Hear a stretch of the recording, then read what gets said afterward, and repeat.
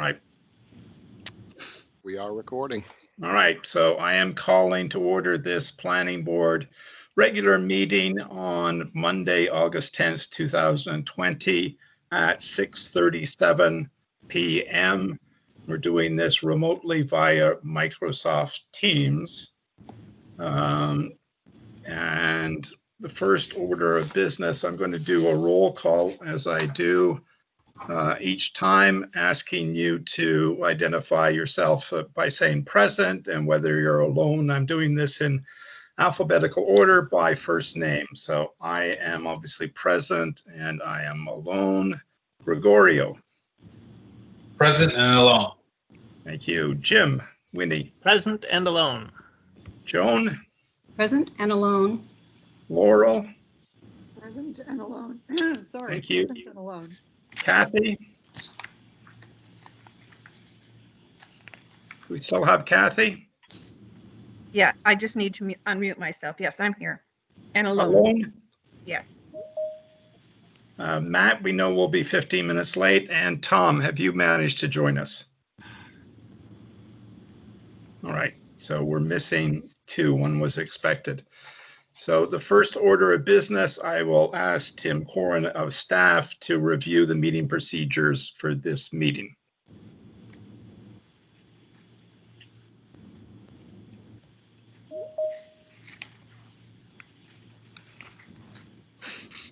Tim, are you there?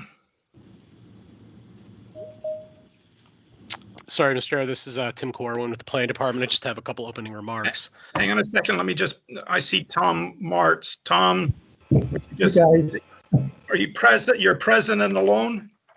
I am present and I'm alone. Yeah, I've tried to get on about 5 or 6 times now. I know. Sorry. All right, thank you. Yep. So back to you, Tim. Due to the coronavirus pandemic and pursuant to Governor Sununu's Emergency Order Number 12 issued on March 23, 2020, in accordance with Executive Order 2020-04, the Lebanon Planning Board is authorized to meet electronically without a quorum physically present in the same location. Please note that there is no physical location to observe and listen contemporaneously to this meeting. However, in accordance with Emergency Order Number 12, the City of Lebanon has taken action to provide public access to the meeting by telephone with potential additional access by video, to provide public notice of the necessary information for accessing the meeting, and to provide a mechanism for the public to alert the planning board during the meeting if there are problems with access. For this meeting, Microsoft Teams is being used as the communication platform. All members of the planning board have the ability to communicate contemporaneously, and the public has access to contemporaneously listen and to participate in the meeting by visiting lebanonnh.gov/live and clicking on the link for the August 10th Planning Board meeting. Instructions on how to attend are provided on the webpage. To assist in the preparation of the meeting minutes and to ensure all participants are aware of who is participating, all speakers are asked to identify themselves and to spell their first and last names before beginning to speak. Likewise, we ask all board members and staff to please identify yourself before speaking. In order to ensure the best possible transmission of the meeting content, it is suggested that you disable the camera on your chosen device to reduce the video feed and increase the available bandwidth for all attendees. To improve sound quality and reduce the amount of feedback in the system, microphones will be muted by staff until you have a question or comment. For people using the Microsoft Teams platform, you can unmute yourself by clicking the microphone icon that appears on the Teams platform if you hover your cursor over the lower middle half of the screen. For people calling in by phone, please press *6 to unmute yourself, *6. If anyone has difficulty with access during the course of the meeting, please email us at planning@lebanonnh.gov, planning@lebanonnh.gov, or you can use the chat function on Microsoft Teams to indicate the issue that you're having. If we can provide technical assistance, we will try to do so. If we are unable to do so, it is still worthwhile to be aware of the problems that participants may be encountering so that we can try and address those for future meetings. In the event that we experience widespread and severe technical difficulties such that we are unable to hold the meeting, it will be adjourned and rescheduled. All votes taken during the meeting tonight shall be done by roll call vote. Please note that there may be a delay between the time that something is said and when you hear it at home. Please be patient as we try and manage that delay. We ask that you not use the chat function unless you need to communicate that you're experiencing technical difficulties, in which case, if there's anything we can do, we will try to do so. Finally, please note that this meeting is being recorded and it will be available on the city's website at lebanonnh.gov/agenda center. Back to you, Mr. Chair. Thank you, Tim. So firstly, I'll appoint Gregorio. Mr. Chair, Yeah, who was that? this is Matt Hall. I'm here. Oh, you are. Are you alone, Matt? Thank you. I'm here and alone. Thank you very much. So we have a full contingent tonight. First order of my business, Gregorio, I am appointing you to fill the vacant seat.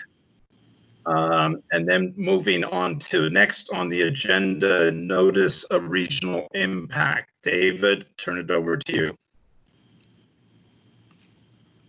Yeah, yes, Mr. Chair, this is David Brooks. The following applications were received by the Planning Department on or before today's cutoff, August 10th to 2020. First application is from Dana E. Seguin, 17 Summer Street, tax map 77, lot 151, zoned R3. It's a request for minor subdivision review per section 6.3 of the subdivision regulations to convert an existing 3-unit rental building into 3 condominium units. The second application is from Chiplin Enterprises Incorporated, 14 Main Street, tax map 72, lot 88, zone Central Business District.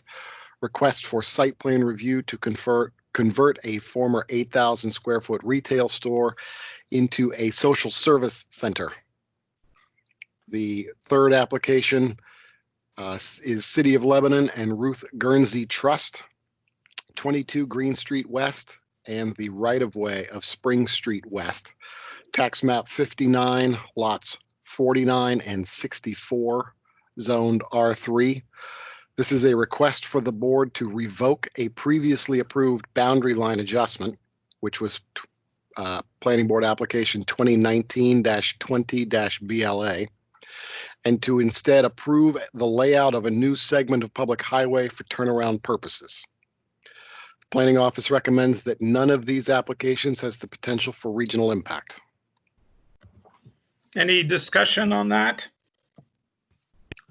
May I have a motion to the effect that none of these have regional impact potential? Matt? Mr. Chair, Matt Hall, so moved. Thank you. A second? This is Tom. I'll second. Thank you, Tom. Any discussion? Chair, this is Kathy. I have a question. Yes, Kathy. Does a social service agency not have regional impact? I don't think we know what it means at this point in time. It's up to you. It's the conversion of an existing structure on Main Street, West Lebanon. That does not meet the board's typical requirements under section 4.6 of the site plan regulations. What's your thought, Kathy, as to why this would be regionally significant? I'm just wondering, from what area what you would say clients would be drawn from? It's up to the board. Generally, the requirements in section 4.6 are relative to the number of dwelling units, such as 50 or more, the size of a development, 50,000 square feet or more, the proximity of a development to the borders of a neighboring community, high-intensity traffic impacts, anticipated emissions of excessive light, noise, smoke, odor, or particulates, or the proximity to the development to aquifers or surface water which transcend municipal boundaries, or the impact on shared facilities such as schools or solid waste. The board may, in its discretion, determine that any project has the potential for regional impact, whether any of those criteria are met or not. And if it's not clear, if the board is not clear on whether has the potential for regional impact, the board's determination should be that it will or could have the potential for regional impact. But if we decide that it does have the potential, then we wind up notifying Hanover and other adjacent towns, correct? No, the regional impact, I'm sorry, the Regional Planning Commission is automatically notified. But in the case of, in any given project, it's whichever adjoining town you think might be specially impacted. I mean, this is several miles from Hanover. Right. With all due respect to Hartford, they are in Vermont. We've notified them before, but that's not it's not required by the statute. It's several miles from Plainfield. So it's up to the board. The regional impact, Regional Planning Commission would be notified in any event. I have a question, Chair. Yes, Joan. This is Monroe. What size is the current building, please, again? It's 8,000 square feet. If you're interested, this is the building on the corner of Main Street and Church Street West. It's next to the former Dunkin' Donuts. It That used to be, Big gray storefront. yes, it's Yes. been a variety of things over the recent past. David, this is Laurel. You mentioned proximity to neighborhood. What was that exact phrase? Proximity to the borders of neighboring communities, meaning an adjacent town or city. Mr. Chair, Yes, Matt. this is Matt Hall. I just feel like I understand when it comes to residential stuff, but I think compared to everything else we've always said that has not had a regional impact, I really can't see how any of these things rise to regional impact status. I certainly agree. So we have a motion to that effect. I'm going to ask for a vote, and we'll see which way the vote goes. So, Tom, I will start with you. Are you in favor? So the motion is that these three projects do not have regional impact. I vote yes, they do not have regional impact. I vote yes. Gregorio? I vote yes. Jim? Counselor Winnie votes aye. Joan? Joan votes yes. Laurel? Laurel votes yes. Kathy? Well, I would vote yes for two of them, but for that third one, I would vote no. So I guess I have to vote no since we're doing them together. Correct. And Matt? Matt votes aye. So we have 7-1, the motion passes. All right, moving to our next agenda item, continued applications, Saxon Partners. Before we get into this, I want to read a statement. I wish to express my extreme displeasure with events of the last few days. Planning staff and board members have received multiple letters from Timberwood, its agents, and its residents. One was even received today. The lateness of these submissions makes reviewing them in time for tonight's meeting impossible for the planning staff, board members, and the applicant. However, one of these letters may inform us as to what is in fact going on.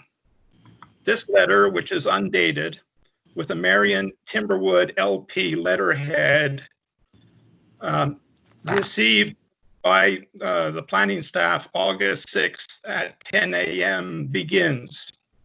Recently, the employees of Timberwood Commons and many of its residents became aware of plans.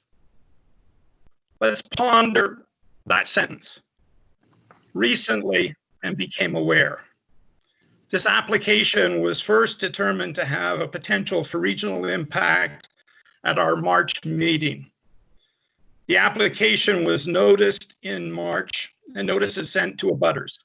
Timberwood is an abutter.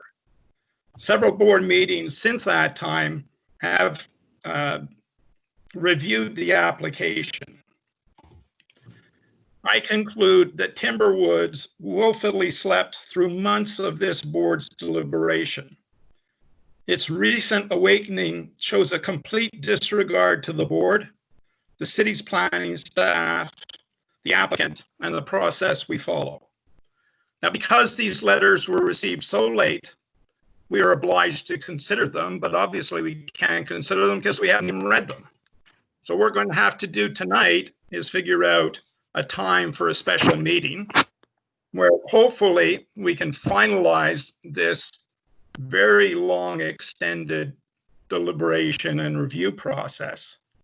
But I want to make sure that Timberwoods and any other party that wishes to make comments understands that we will select a date that has at least 2 weeks before the date of the meeting, where we will stop accepting any new submissions. That will give the applicant a week to respond to those submissions, and planning staff and board members a week to review them. We need to put an end to these sneak attacks of last minute letters coming in that may serve to enhance our review process, but certainly serve at the same time to delay the whole process. So what we're going to do tonight is I'm going to ask members who were on the site plan visit to make comments for the benefit of the 3 members who were not able to, so that we all have a common understanding of what was seen at the site plan. And then I'm going to invite Alan Sawyer from Pathways to make a very brief presentation. I confess that I got into a little bit of difficulty because I didn't want this to be a conversation as part of the site visit, for the simple reason that 3 of our members were not present. I wanted all of the members to be involved. And when I saw what was being discussed, it became evident that this was the view from Timberwoods, where it's very simple for the members who were not at the site visit to drive up both along the street and from the Timberwoods property itself and take a view. So we're going to have a brief discussion. We're going to listen to Alan and then have a brief discussion. And then we're going to try and figure out to which date can we continue this meeting and hopefully finish these deliberations. So let me ask Joan, Kathy, others who were on the site visit to give a brief summary of what we saw for the benefit of the 3 other members. This is Kathy.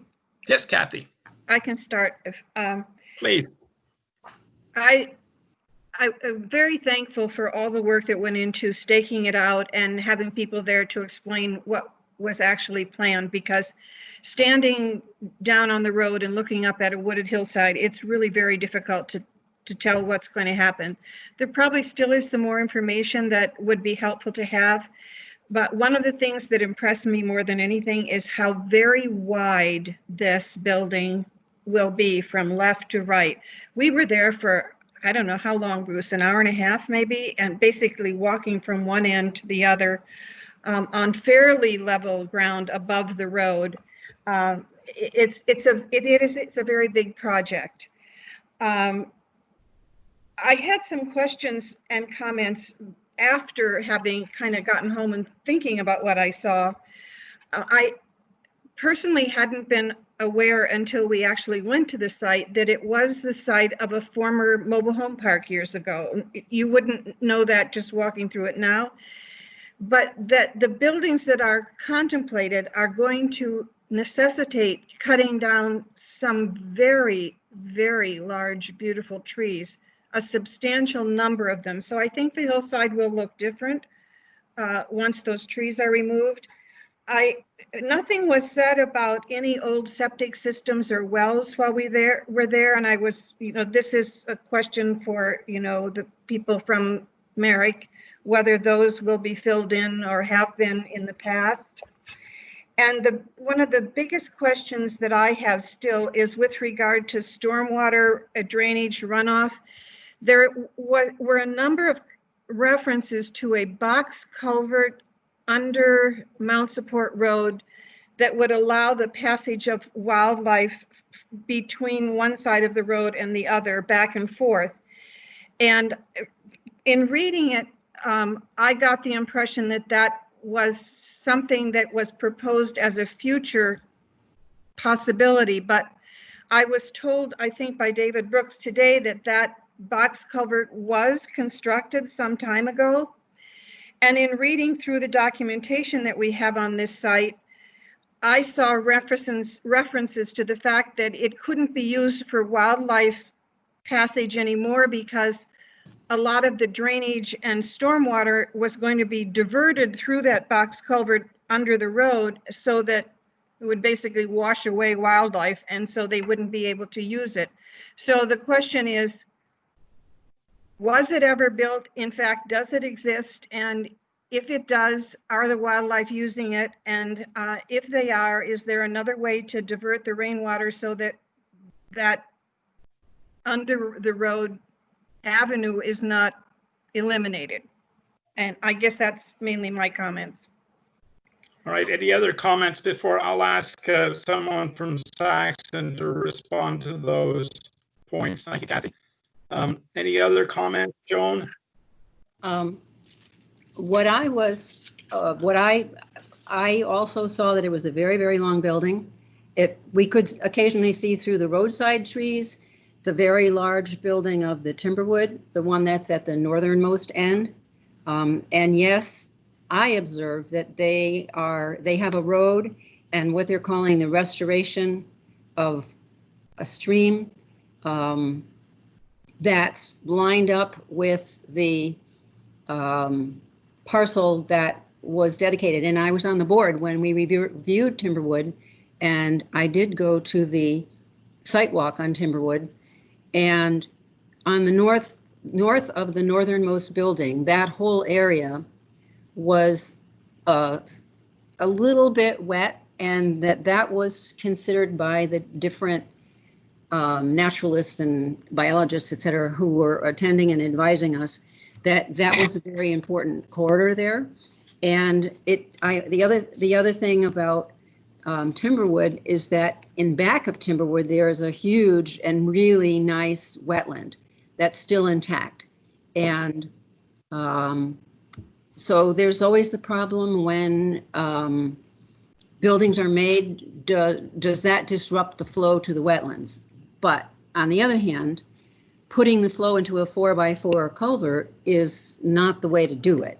A 4x4 culvert means that it's 4 feet wide and 4 feet high, which allows animals like deer and fox and even bear to walk through it. So it's not a culvert that's meant for water. It's very much meant for animals to be able to get across the road safely to the other piece of property. And remembering that what's to the west of this proposed building is a very huge, which I have said before, is a very huge unfragmented piece of land, mostly I think owned by the college. And it's unfragmented, which means that it doesn't have roads through it, a couple of maybe old logging roads, but nothing that people are regularly riding on except for bicycles at the moment. And so that supports a lot of wildlife and a good diversity when you've got that large of a piece. And it's got wetlands in it, and it's got big rocks in it, and it's got tumbles of rocks in it.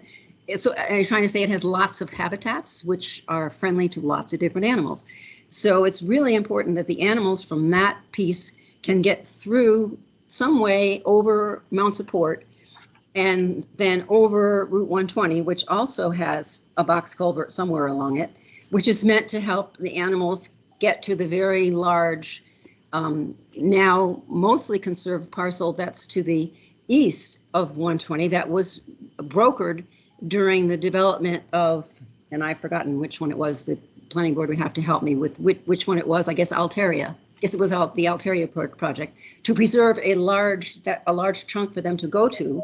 And then they continue past that and they cross over old,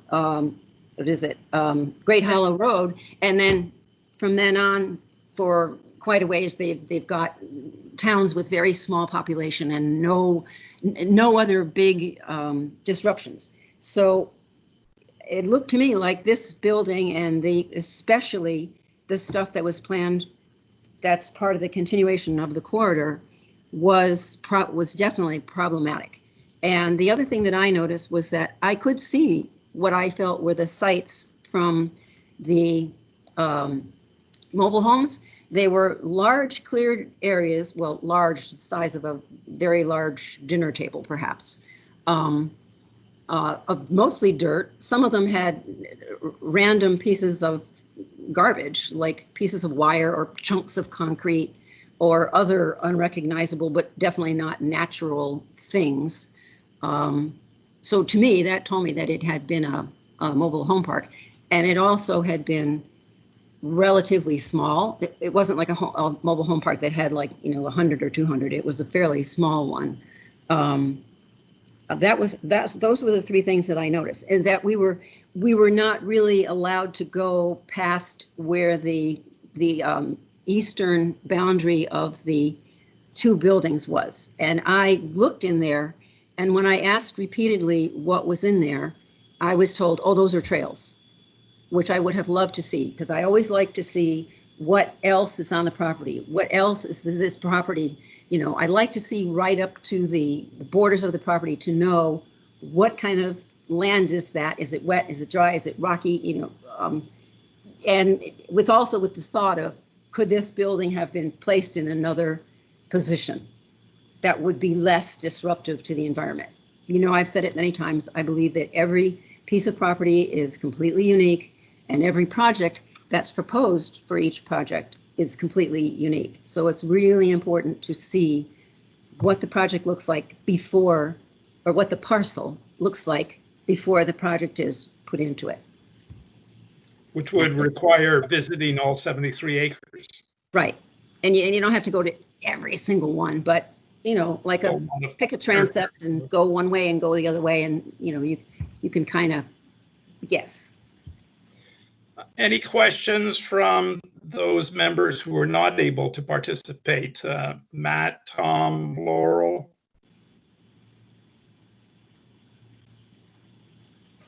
No questions. I just want to thank both Kathy and Joan for having gone on the Sidewalk, and thanks for the information that they passed on. Welcome. All right. Does Gregorio have anything to add? Because he was there. Yeah. Hi, yes, this is Gregorio. I would also like to add that, the walk also made the scale much more, I guess, you can imagine the scale much better, because a drawing will, a plan view of a drawing will give you some sense of it, but when you actually stand there and in the property, and I'm saying, like, we started out on Mount Sport Road at street level, and then we walked up a driveway to get us to the base of what would be the parking lot of the building. And then, and then you start to imagine, okay, well, this is one level leading up to the front entrance of the building, and you begin to see how the topography of the land changes, and changes, quite a bit in a very short amount of time. You start to go up and up, and I think, really gave me a realistic view of what this building is going to look like from street level. And we had clarity on heights, the heights of a wall that retains the land, where the parking lot's going to be from the base. And then we got an idea of what, several stories of building would look like, built up from that parking lot level. We also noticed that, this is going to take also, it's not just a clean sort of go in there, build a road to access the footprint and then build up. They're going to have to remove quite a bit of land and rock, to level things out so that you can begin, building from the ground up. The land itself is not, as I said, it's not. This isn't a flat piece of land that you're just gonna, drive up to and material and start building. It's going to require quite a bit of work to get it to that point, be it excavation, removal of rock, what have you, trees. So yeah, I mean, I can see that the impact, that it would have also on the environment, surrounding environment, because it's not clean, sort of, as I said, a piece of land that you can just come up to and start building. Thank you for that, Gregorio. Jim Winnie, missed you. So anything to add? The only thing that hasn't really been covered is the stream at the north end, and how that's being diverted. I don't have as clean a sense of that as I would like. I know there's some work being done, and there's a plan for it. I'm just not sure I don't know that I have it fully in my head yet. But yes, it is a long building. It's shorter than the width of Timberwood is. I think they're roughly comparable in terms of number of units, but Timberwood is in several buildings, and so it's actually, longer than this building will be. But it is certainly 600 or 700 feet long, I think, if I recall. So. All right. Is someone from Saxon able to respond? There was a comment about septic tanks and the like. There's a comment about the culvert, and then a comment about the stream. Yeah, this is Dave Fenstermacher. Can you guys hear me okay? Thank you, Dave. Yes. All right. So I'll spell DAVEF as in Frank, ENSTERMACHER from VHB, representing Saxon. Yeah, these are all, I really appreciate everyone coming out to the walk, and I know it wasn't the easiest walk with the terrain, and I know I had a tick on my leg when I got in my car, so hopefully everyone ended up clean after that. I know Joan was good. She was well prepared. But yeah, these are great comments, and I think that's why it's great to be out on the site. And just to, as Jim just said, when the length of the building comes up, that's really, one of the drivers for us was sort of to limit the footprint as much as possible out there. And that's sort of what you end up with versus, the Timberwoods is a little more stretched out. But our goal was to sort of keep our footprint as small as possible. And then Kathy, you had the comment about the trees. I think what we could do is, I know since it's getting continued and we got more comments from the abutter, and probably there might be more questions tonight, but if we could just I think that will give us an opportunity to bring together a concise set of responses, and we can help quantify the number of trees coming down. I think that would be helpful for you guys.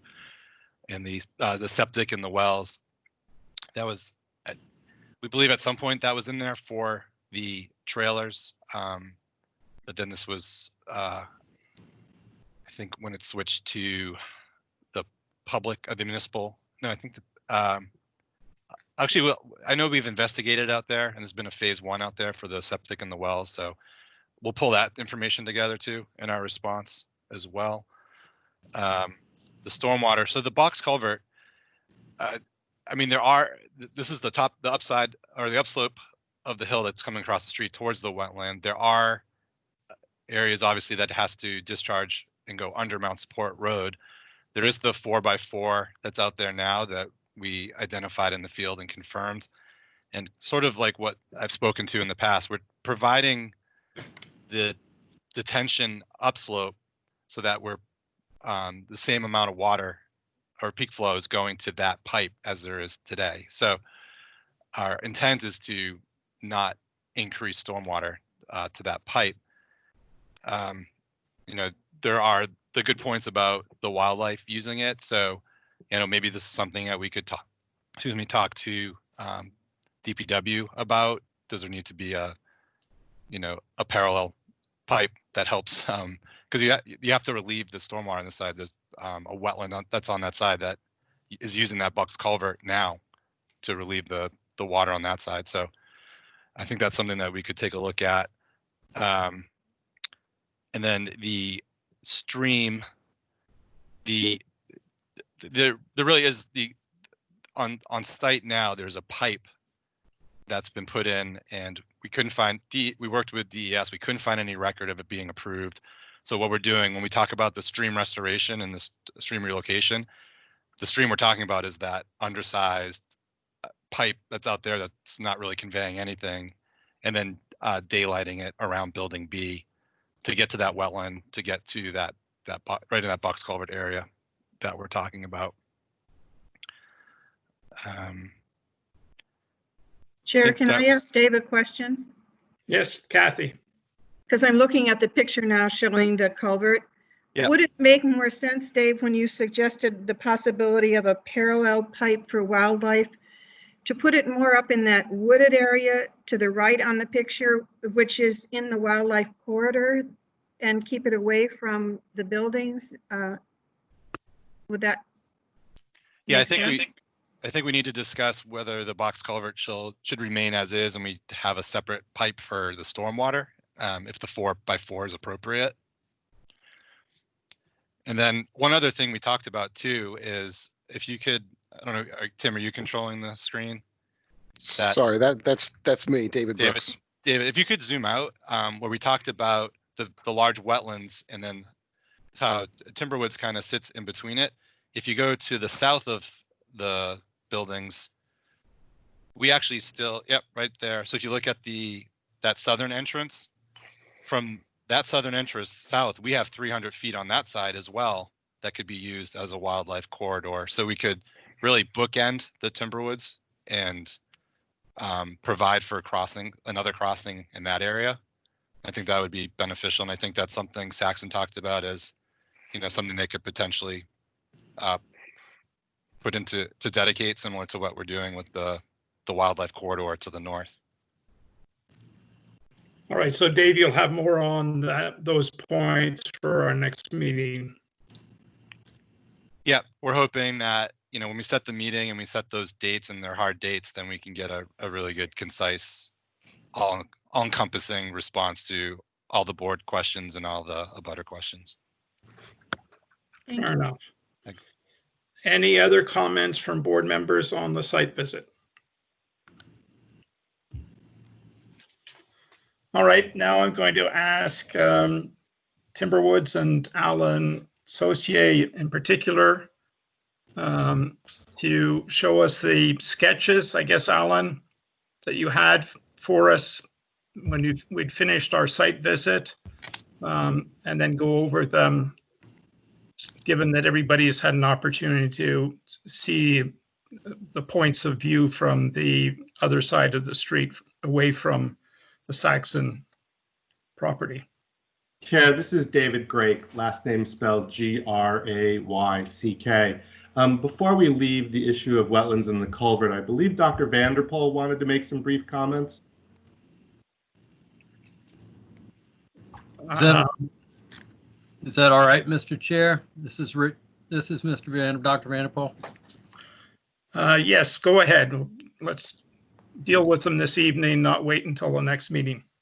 I appreciate that. There were a few pieces of information that was gleaned during the site walk that I think were important relative to some of the comments that the board members have made that include both the stream and the box culvert. One of the points that was pretty clear was that the so-called redesign for stream restoration, and that's what it's called in the wetlands permit application, appears not to be really a restoration. It's a convenient relocation of the flowage that goes from wetland 3 all the way down to the roadway through that box culvert to go around building B, instead of actually restoring the stream to its natural channel and allowing that to retain natural surface and groundwater flow, which is currently supporting a bit of wildlife passage through that box culvert. And I will say that it's not sufficiently sized to handle very large animals, but it does support some, which is of course part of my 2016 report. But the wetland issue at hand, I think, is fairly significant in the fact that by using aerial photographs, I estimated over 13,000 square feet of filled wetland that's unpermitted on that site, and that the permit application lacks any mention of this, nor any restoration plan for the fill that was very evident as we walked along the backside of Building A and Building B. This happened to include an unmapped wetland of, I estimated, about 300 square feet, and an unmapped culvert, which also is feeding water down into the blocked culvert and down through to that 4x4 box. So there's some issues, in short, relative to the wetlands and how water is moving off the site. And I'd be happy to, well, actually, I believe Mr. Grake has shared a letter with you that I sent to the wetlands inspector, Seta Gretzel, and Seta Detzel, and I have invited comment from New Hampshire DES as to those points as well. And again, I thank you for this time. All right, and I'm sure that we'll get to them at our next meeting. So Alan, are you there? Yes, I am here. Can everybody hear me? Yes, just please briefly introduce yourself. My name is Alan Saucier, first name A-L-A-N, last name S-A-U-C-I-E-R. 12th generation French Canadian. Mr. Chairperson, I am assuming that the letter, my August 6th letter and accompanying graphics are something that will be discussed at a later date, and that what you are looking for this evening from me is a quick review of the two cross-section studies that I provided at the site visit. Correct. And David, I don't know if you can bring either of them up. It really doesn't matter, just one of them.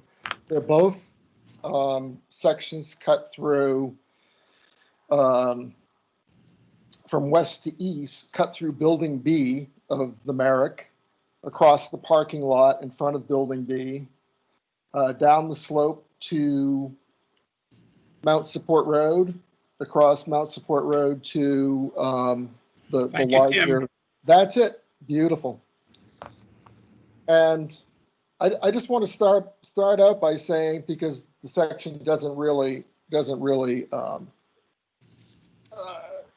illustrate the mass and length of the building, but the building is approximately 710 feet long, and it's a fairly relentless piece of architecture stepping down the slope, 45 feet high average at the building. And I think that's important. I think a couple of the board members did speak to the notion of topography. And I don't think one can look at this proposal, this architectural proposal, without taking into consideration the topographic change between Mount Support Road and the location of buildings A and B. And just to give you some idea of dimensionally what's going on, the parapet of Building B is about 70 feet higher than the average height along Mount Support Road, at least at where this cross section is cut. The parking lot in front of Building B is approximately 23 feet above Mount Support Road. and pushing very tightly to Mount Support Road. I think that was one thing that I heard when we were down on that part of the building site, Building B. Folks were commenting on the close proximity of the building and parking to Mount Support. But I think what you can see in this section is that, as you know, if you can see my little tornado people, if you're on the first floor, occupiable floor of the Timberwood building, your angle to just see sky, your angle is, I can't read it, I can't see the number, but it's approximately 30 degree angle just to see sky.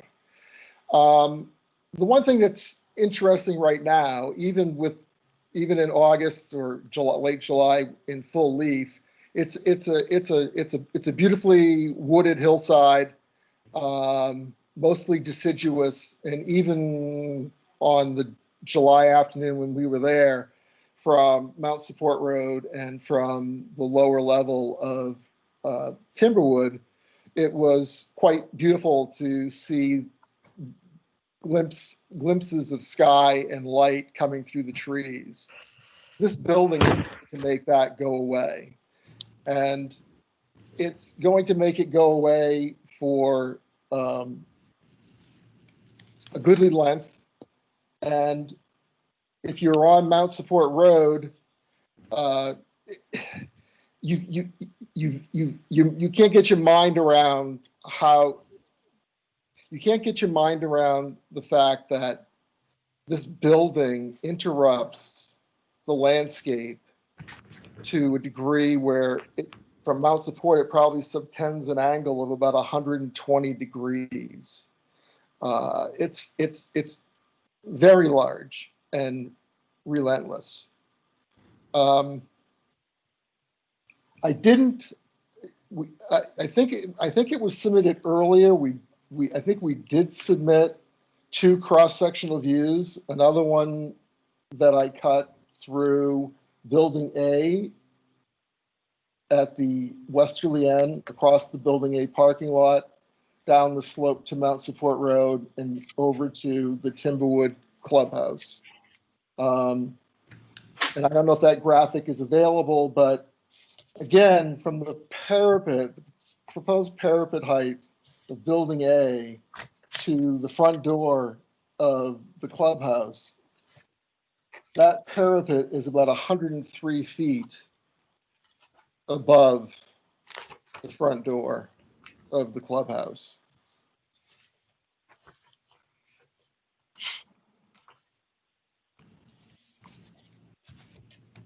All right, thank you. I think those are the most important points. Well, the other thing in both sections, but certainly, I don't think we can discount the retaining walls that are being, and board members have spoken to that this evening. We can't discount the retaining walls that are going in in order to prop up the parking for Building A and for Building B. They're sizable. I'm assuming, based on cost, they're not going to be made out of pretty materials, out of aesthetically pleasing materials. Initially planted, I see that the Saxon folks are trying very, very hard to provide a good perimeter buffer along the right-of-way, but all be aware that plants are going in rather small, and their contribution to kind of lessening the blow of the walls is going to be a while in the making. And I'll leave it at that. Other than the other thing that is important to consider when you think about the massing of this building, its length. I understand it's on average 45 feet high at the foundation walls, but take into consideration topography on top of that, and how shadowing is going to affect those living across the street, across the road during the fall, winter, and spring months. I think the Saxon folks said that they have done a shadow study. It would be wonderful as a peer to be able to review that, to understand what their assumptions were. Were the shadows calculated based on a tabletop elevation, or were the shadows calculated based on height of the building plus the topographic changes? It's really an important piece of the analysis. All right, I'm going to ask to wind that up. Okay, thank you. I will remind you and board members that we have nothing in our regulations regarding shadowing. So this all falls in a much more general context as to the overall look of this development, but nothing that is specific to our requirements. Questions from board members?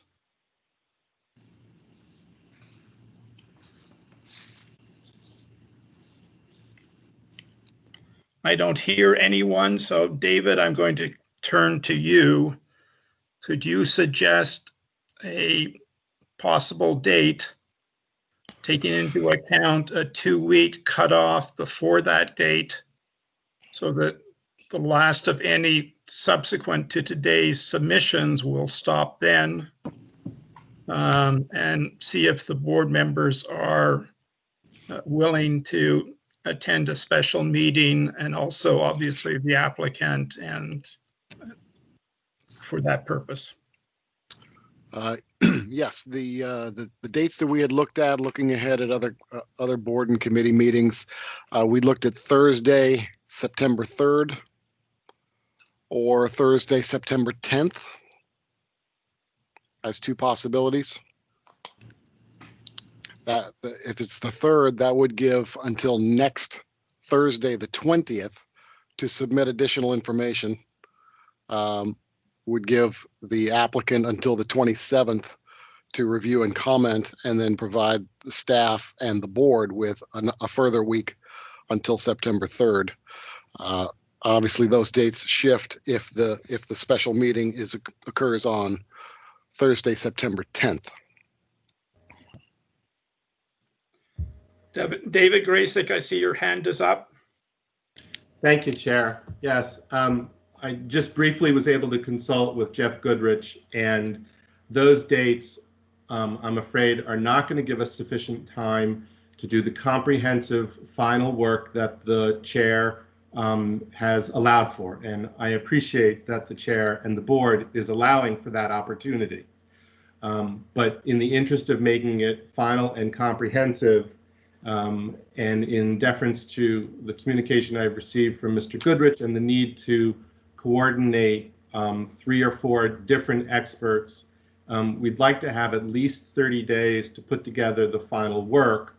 Then we have no objection to the amount of time that Saxon might want to review it, and we'd actually appreciate the board having more than just a week to review everything. Obviously, once Saxon files something after we have, we'll obviously need to review it, and would then anticipate being allowed an opportunity to at least comment on any new information which we learn after our cutoff date. We're not going to drag this out ad infinitum. Let me be very clear. We are not going to drag this out ad infinitum. You guys have come into this whole process very, very late. And as far as I'm concerned, you're just trying to delay it. What specific studies are you contemplating?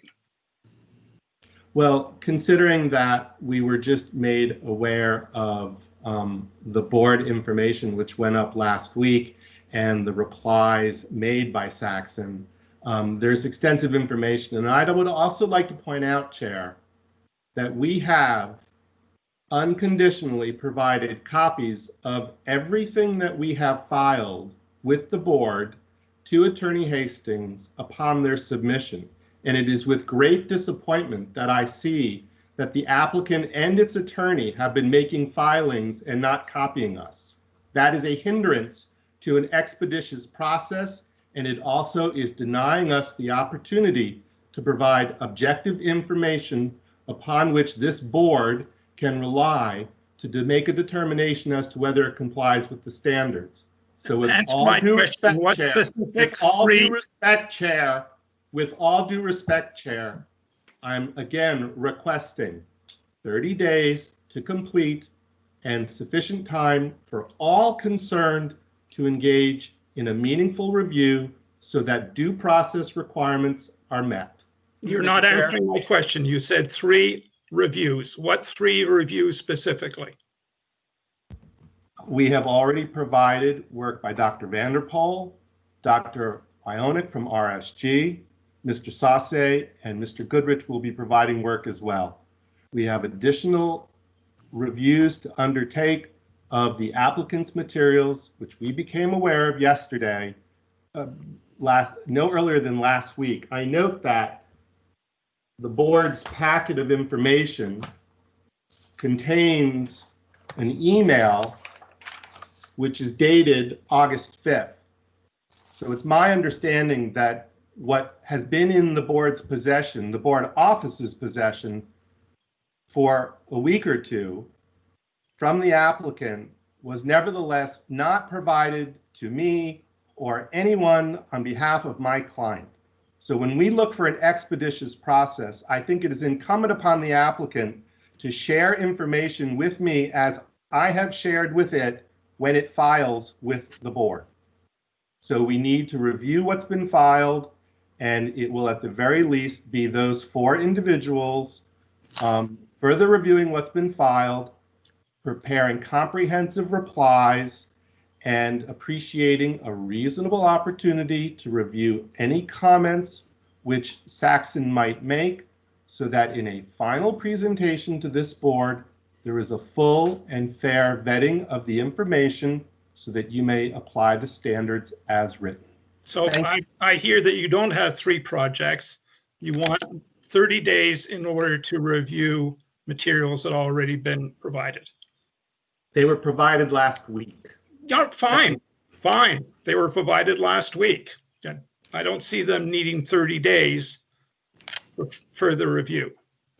Well, Mr. Chair? I think the due process requirements entitle us to a fair opportunity to review what's been filed, and I am trying to coordinate multiple individuals, all of whom have other work as well as personal lives, and the opportunity to present to the board and have a full and fair vetting, I think, is required by your regulations, by New Hampshire law, and fairness to my client. I heard someone's voice. Ms. Matt Hall. Yes, Matt. I was going to say the 3rd or the 10th works for me, and I suggest we pick one of those dates. All right, I'm going to suggest the 10th. So other board members, comments on the 10th? This Are is you available? Tom. The 10th works for me also. This is Kathy, that's fine. Joan? That works for me as well. Laurel, thank you. All right, Matt, may I have a motion to continue? Oh, you asked me, Yes. but then Laurel answered. I mean, Right. I was But just double checking, is August, wait a minute, no, September 10th, was that one of the Thursday ones? Yes. Yes, Okay. Joan. Okay, thank you. All right, Mr. Chair, this is Matt Hall. I move that we continue this application to Thursday, September 10th. This is Tom, and I second that motion. Thank you, Tom. Mr. Chair, this is David Brooks. Yes, David. Mr. Hall, could you put a time to that, whether it's 5:30, 6, 6:30, whatever your pleasure? Thank you for reminding us. Thank you. I'd say 6:30. And Matt, this is Tim. Can we also add a date by which materials need to be submitted for the agenda packet? Yes. And we Go ahead, Tim. we would recommend that the materials from any additional materials from Timberwood or any other abutter be submitted by Thursday, August 27th, which is more than 2 weeks from today, and that the applicant be given a week to reply. So that would be any response from the applicant would be submitted by Thursday, September 3rd.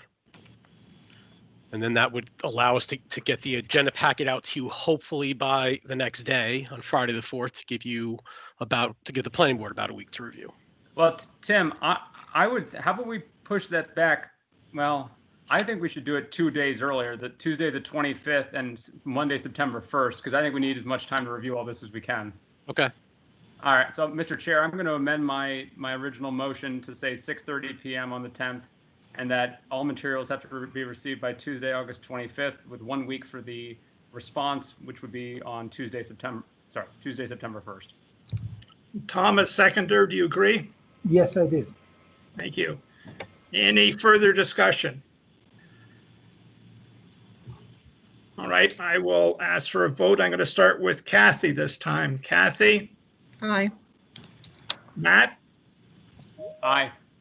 Tom? Yes. I vote in favor. Gregorio? In favor. Jim? Winnie? Councilor Winnie votes aye. Joan? Joan Monroe votes aye. And Laurel?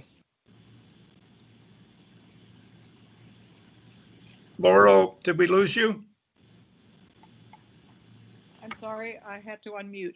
Laurel votes yes. Thank you, Laurel. So we are unanimous for September 10th at 6:30. Thank you all. Thank you, board. All right, moving on to our next item, which is Novo Nordisk. We have a waiver request. Rod, are you there? Yes, I am. Did we get to see you? I wasn't going to turn on my video because I'm only asking because I am so delighted to hear your voice. On behalf of myself and the board, I just want to wish you the very, very best for continued good health and recovery and all the rest of it. You've had us very worried. It's actually going quite well. No cancer detected in 42 lymph nodes. So that was a good report. Hallelujah. That's wonderful to hear. All right. That having been said, I'm now going to put you on the spot because, and Tim, actually before that, Tim, would you just explain the little bit of a dilemma we've got into with the way that this application was initially reviewed and what was missed by both planning and the applicant? Sure, Mr. Chair. It became clear at the July, I think it was the July 13th meeting when this was heard, that the scope of the wetland impact requires not just a wetland permit from New Hampshire DES, but also a special exception from the zoning board under section 4.1.5 of the zoning ordinance. And so I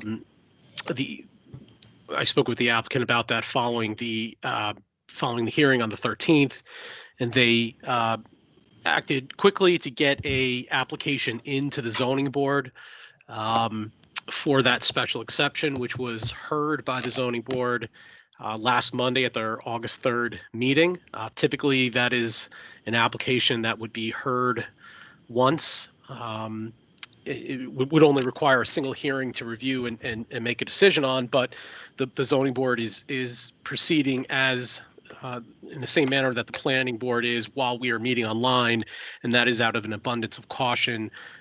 We are both boards are deciding applications over the course of a minimum of 2 meetings to ensure that anyone who has trouble participating in the hearing it has another opportunity to participate. So the zoning board was asked to consider deciding that application on a single evening, given that there was some strong evidence that there is in fact no one from the public who is interested in this or interested in participating in this application based on the fact that this had already been before the planning board. But sorry, let me just back up. The issue being that section 4.4, the site plan review regulation, specifies that any required zoning approvals are obtained prior to the zoning board, prior to the planning board review of a site plan application. So the applicant is backtracking a little bit, getting the zoning board approval in place. All things being equal, that approval probably would have been granted last Monday, but was continued consistent with the board's current policy until the board's August 17th meeting.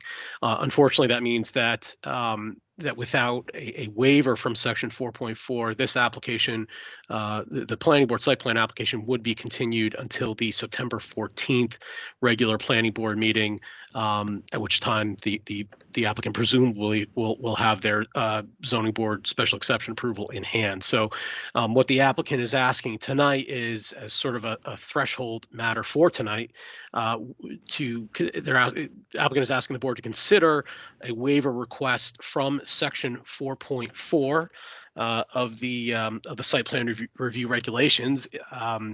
If the board grants that, and that waiver request was submitted to the board.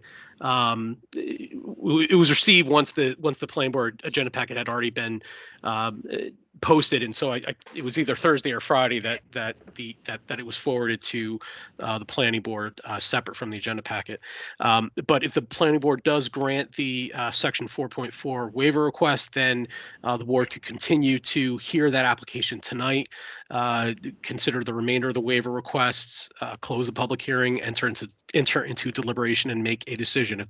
If the section 4.4 waiver request is denied, then the board is asked to continue the hearing until the September 14th regular meeting, it is.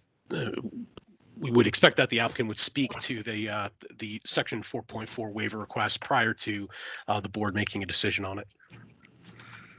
So, Rod, I'm going to turn to you and ask you now, just to remind you and the board members that in order to grant this waiver, we need to decide that one of 2 possibilities apply. A is strict conformity would pose an unnecessary hardship to the applicant, and waiver would not be contrary to the spirit and intent of the regulations.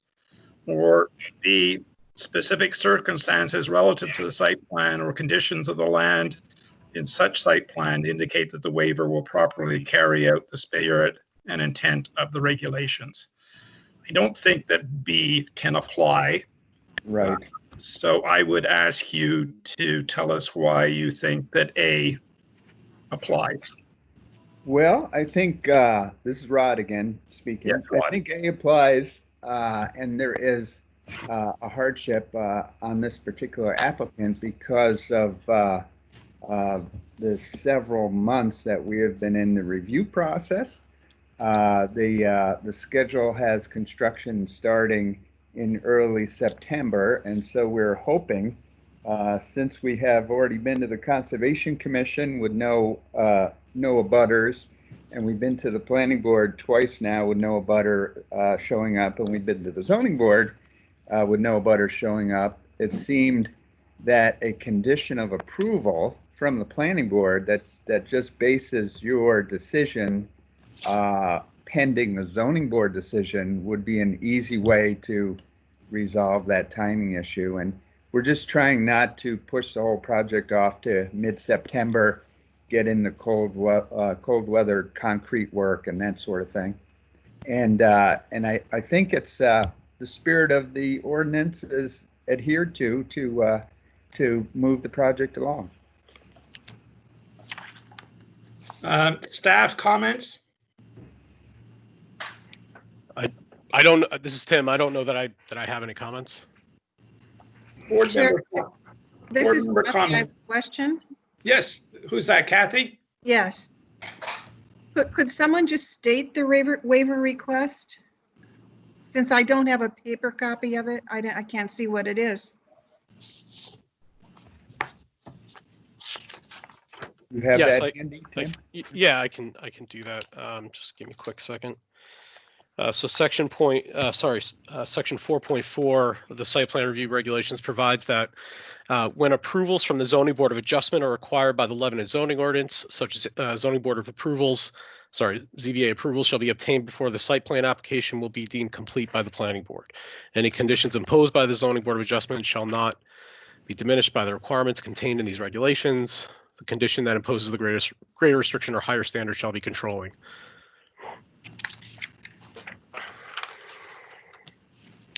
Does that answer your question, Kathy? So let me just rephrase it to make sure that I understand it. They are expecting to get this zoning board approval. And so we can waive the requirement that they have it before we go forward. But Correct. in the case that they wouldn't get it, It would be a condition of our it would be approval a of the condition. project. Okay. Right. But I think that what we need to consider is whether we think that this is a hardship in order to grant that waiver. Or is delaying it a month not a hardship? That's really what it comes down to. But in no case could they go forward without the zoning board of approval. Correct. Okay. Correct. Any other questions or comments from board members? Mr. Chair, this is Laurel. Yes, Laurel. Tim or David, did you say that this was something that was missed by staff or unanticipated? How did this come to be again? It dawned on me at the last hearing that the scope of the size of the wetland impact requires a special exception. But equally, Tim, I think it's fair to say that that is the applicant's responsibility to identify waiver requests. So I think it falls on both parties. But they wouldn't have needed a waiver if they had proceeded to the zoning board first. Correct. Correct. It was caught later in the joint process. Any other comments? All right, this is a public meeting, but I'm going to open this up to the for a public hearing to see if we have anyone from the public who wishes to speak on this project before we move to vote on the waivers. Do we have anyone from the public who wishes to speak in regard to this project?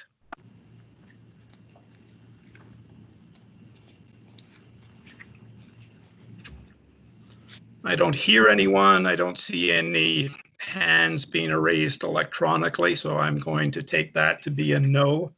And I will close the public hearing and come back to the board. I think that we should take... Mr. Chair, this is Tim. I think you're closing public comment on the proposed public on the waiver. comment. Right. Correct. Yes. Thank you, Tim.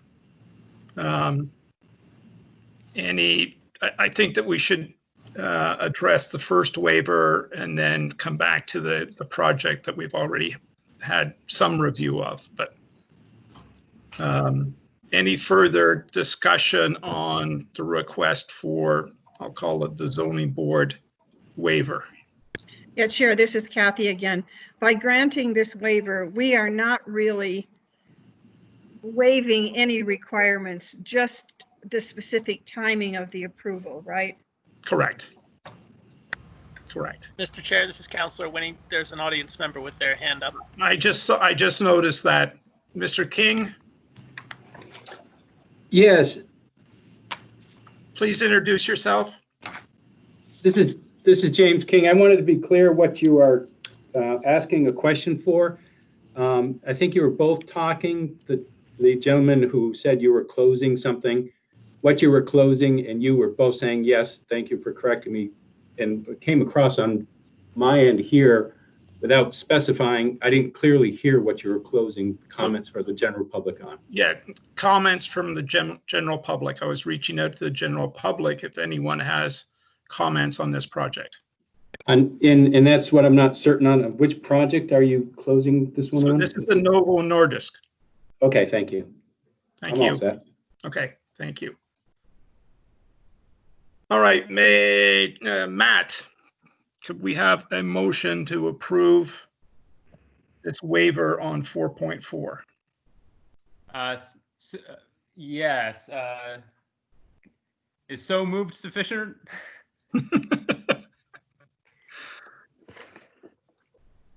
Tim's not telling me yes, so I'm gonna say I move that. No, I think that's fine. But okay, go ahead. I was interrupting you. You were on the right track. No, I'll if you say it's good, I'll take it. All right, we have a motion to grant the waiver on 4.4. Do we have a second? This is Tom, and I'll second it. Thank you, Tom. Could I have any discussion? All right, I'm going to do a roll call, and this time I will start with Jim Winnie. Councilor Winnie votes aye. Joan?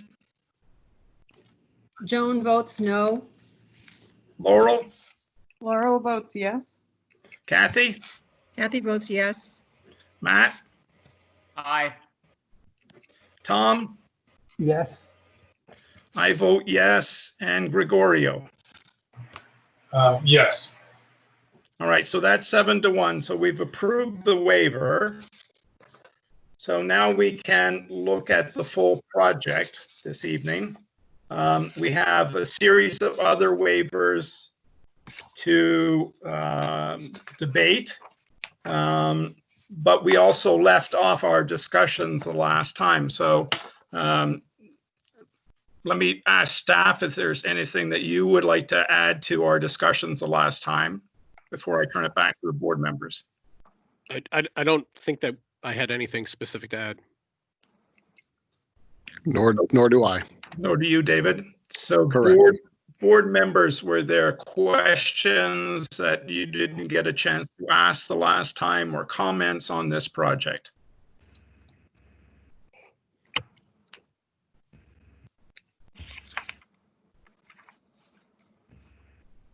All right. I don't hear anyone. Mr. Chair, this is Tom. I do have one question as I was going to do this. I believe one of our alternates, who's also a council member, brought up a concern about heavy trucks on the road leading up there to this location. That doesn't seem to be anything that we necessarily would be concerned about, I wouldn't think. But I did, that was one thing that did stick in my mind, is that the 18-wheeler moving up that street creates a problem. And I guess I just don't know what we should do with that. So Rod, I'm not sure that, Yes. remember that was Karen Leot Hill who asked Right. about the size of the trucks and the weight and the potential wear and tear on city roads.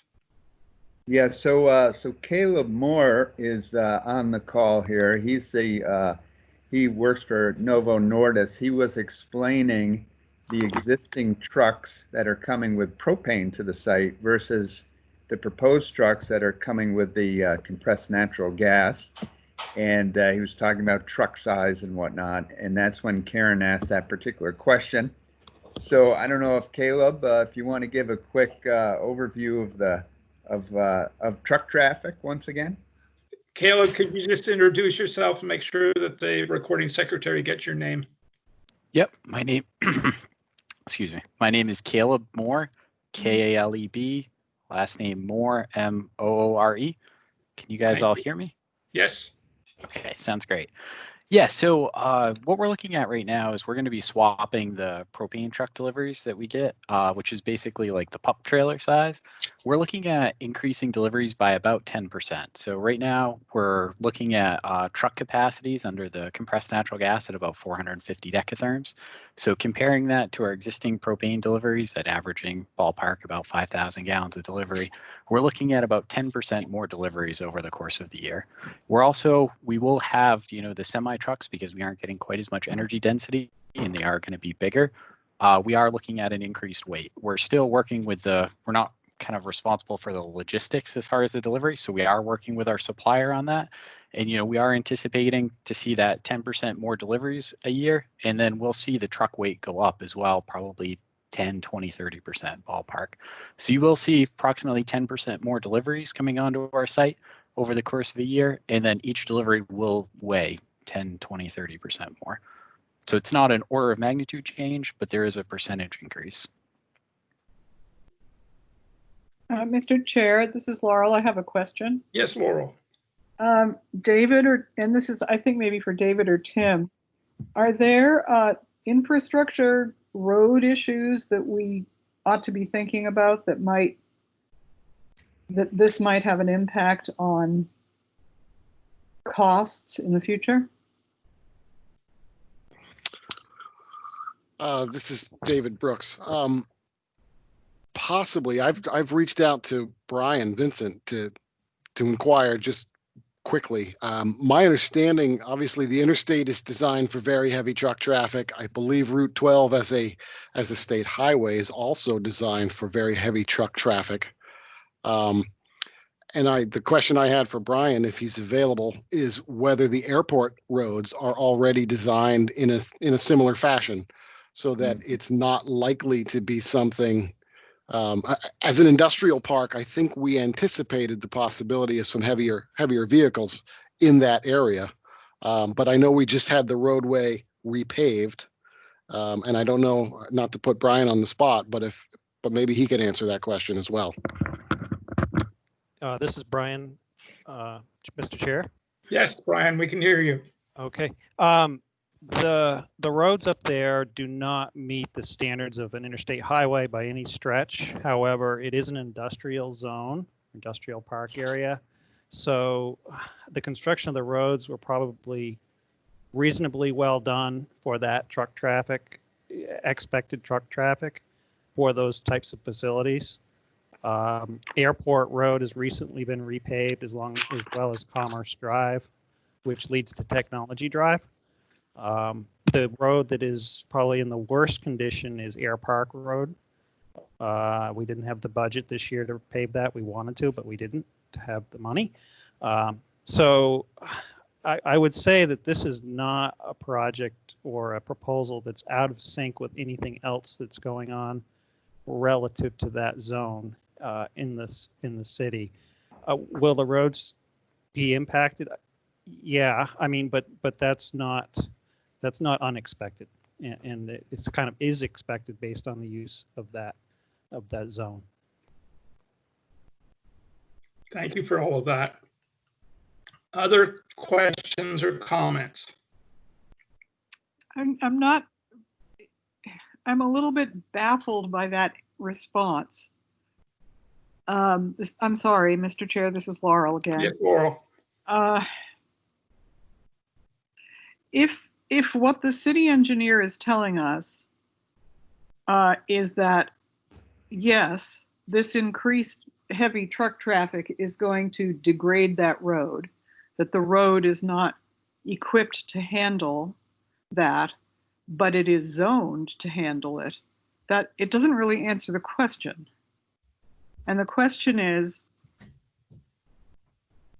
are residents going to have to pay to repave this road on a regular basis because of this? Whether it's zoned for it or not.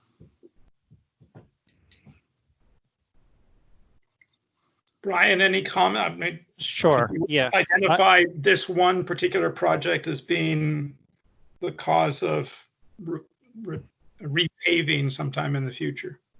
Sure. So the the roads themselves, in order to really understand their construction, we'd have to either find design plans that were prepared for the construction of those roads, which would be many years ago, or we would have to do a geotechnical assessment of the subbase and the pavement design. And so we do geotechnical borings and assess the soils and the pavement that's beneath or on the road. And so in order to know that, we would have to do those kinds of studies.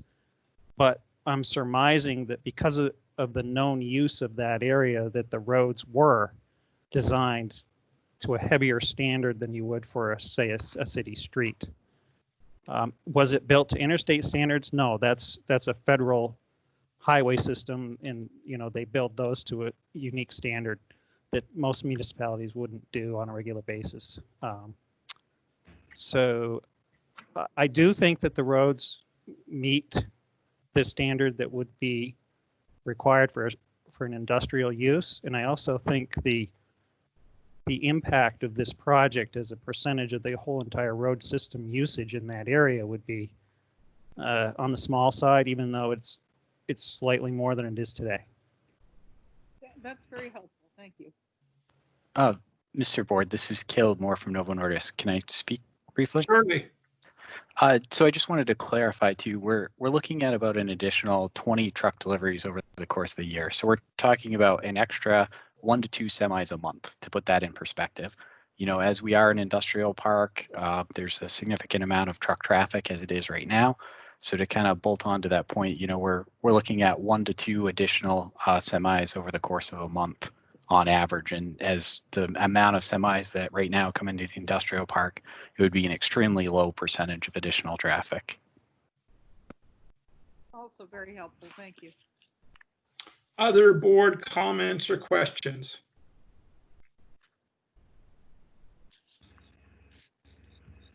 All right, Tim, could you just briefly remind members of the waivers that are being requested? There are 8 of them.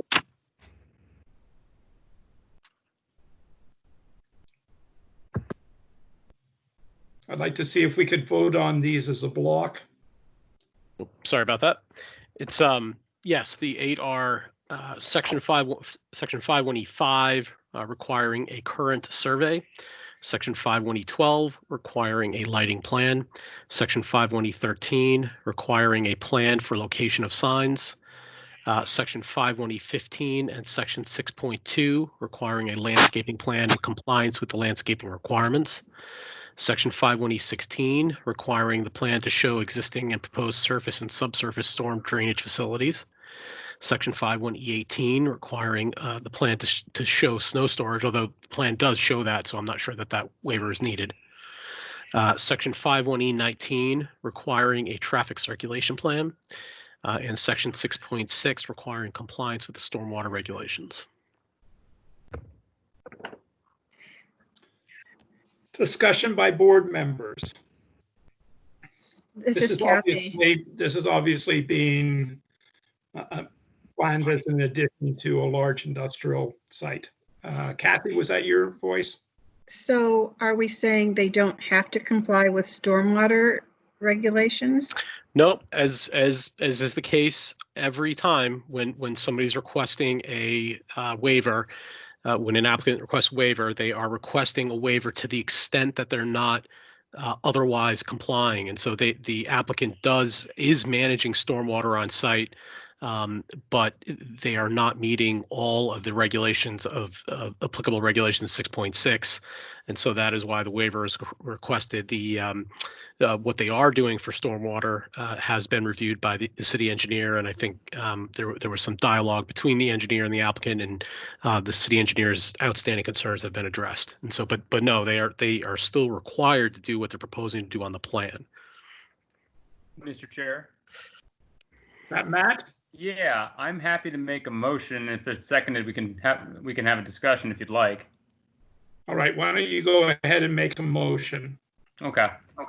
I move that the Lebanon Planning Board approve waivers for the application of Novo Nordisk U.S. Bioproduction Incorporated, number PB 2020-19-SPA from the following sections of the site plan review regulation. And before I start reading, Tim, should I still read the snow storage one? I don't think it's needed, so. Okay. Thanks. I mean, if anyone thinks it is needed, then you can include it, but. Okay. So the following regulations, section 5.1E5 requiring a current survey, section 5.1E12 requiring a lighting plan, section 5.1E13 requiring a plan for location of signs, section 5.1E15 and section 6.2 requiring a landscaping plan and compliance with the landscaping requirements, section 5.1E16 requiring plan to show existing and proposed surface and subsurface storm drainage facilities, section 5.1E19 requiring a traffic circulation plan, and section 6.6 requiring compliance with the stormwater regulations. Do I have a second? Monroe seconds it. Thank you, Joan. Any discussion before we proceed to a vote? I have a question or Yes. two. What's the story with the traffic circulation plan? Was that shown on the plans? Tim, input on that one, please. I can address that if you like, as Rod. Okay. So this particular project sits right on the property line, which we're merging between 5 Tech and 9 Tech. And the project is about a ½ acre in size. And it incorporates, it tries to tie the two campuses together. And of course, the traffic circulation plan would encompass the entire development on 5 Tech and 9 Tech, and not just this little inset of the truck depot pad. So we're asking for a waiver from the overall master plan of the development. You said you had a second one, Joan? Yes. On the stormwater regulations, is this a case where in the past we've said partial? Because it sounded like what Tim said was that it's been okayed by the city engineer, but then Tim said, but technically not everything as it was written is okay. So I was wondering if this one would be called partial. This is Tim. Yeah, Joan, I think that'll be fine. We've staff has had conversations with the board about being more specific on the waiver request. The waiver requests as they were presented in this staff memo for this application were a bit regressive, going back to how we used to do things. And so just out of expediency, and I apologize for that, but yes, a partial waiver of section 6.6 would be more accurate. Okay, does the motion and the second person need to modify it then? For it to say partial? I don't remember how we do it. I mean, I still don't think it's necessary because they're still required to do what they're what they're proposing to do per the plan. But I suppose if you to be more precise to add waiver or sorry partial, then I suppose you can amend the motion. So that's up to Matt. Amend it or not? Joan, I'm happy to amend it. Well, I'm not going to second the change. Just kidding. Oh, geez. Okay. Oh, okay, then we'll leave it as is. Leave it as is? Okay, second agrees, leave it as is. Any other discussion? All right, I'm going to ask for a vote. Laurel? Laurel votes yes. Kathy? Kathy votes yes. Matt? Matt votes yes. Tom? Tom votes yes. I vote yes. Gregorio? Gregorio votes yes. Jim? Counselor Winnie votes aye. And Joan? Joan votes yes. That is unanimous. Yay. All right, so I think, Tim, before I move to a motion to approve, I need to check in with the public once again. Yes, that's correct. All right, so this is a public meeting. I'll open this for a public hearing. Is there anyone from the public who would like to speak to this application? This would be the appropriate time to do so. A reminder, if you're on the phone, to hit *6 to unmute. Well, thank you for that, Tim. All right, I don't see any hands being raised. I don't hear anyone attempting to get our attention vocally. So I am going to now close the public hearing and turn to Mr. Hall for a motion. Thank you, Mr. Chair. I move that the Lebanon Planning Board approve the application of Novo Nordisk US Bioproduction Incorporated for an amendment to an approved site plan to construct a proposed accessory compressed natural gas CNG facility and associated site improvements at 5 and 9 Technology Drive, Tax Map 130, Lot 1, and Tax Map 145, Lot 3, zoned industrial light and industrial heavy, PB 2020-19-SPA, as shown on a plan set titled Site Plans for Compressed Natural Gas Facility Novo Nordisk US Bioproduction Incorporated, prepared by Pathways Consulting LLC, dated June 8th, 2020, revised June 23rd, 2020, project number 19528, including any and all submissions and testimony provided for and during the public hearing with the following conditions. Conditions to be satisfied prior to application for a building permit. 1, to allow the wetland impacts, the applicant shall obtain a special exception from the Lebanon Zoning Board of Adjustment pursuant to section 401.5 of the zoning ordinance. 2, the applicant shall apply for a voluntary merger of the subject properties with the Planning and Development Department. Upon approval by the city, the voluntary merger shall be recorded at the Grafton County Registry of Deeds. Conditions to be satisfied prior to the issuance of a certificate of occupancy. 3, all engineering review fees shall be paid in full as required by section 4.17E1 of the subdivision regulations. 4, all improvements depicted on the plan shall be completed and shall be constructed as depicted on the plan to the satisfaction of the Planning and Development Department and the reviewing engineer. General conditions. The applicant shall implement and maintain NHDES site-specific best management practices before, during, and after construction. Thank you, Matt. Do I have a second?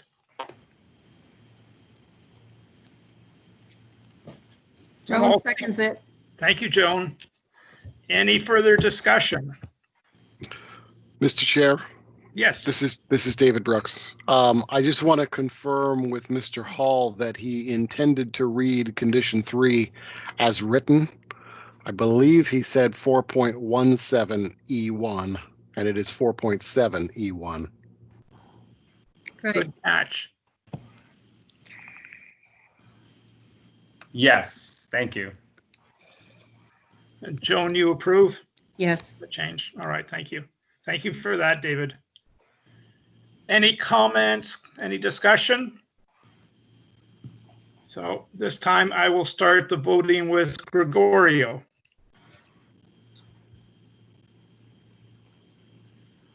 Gregorio, are you in favor of the motion?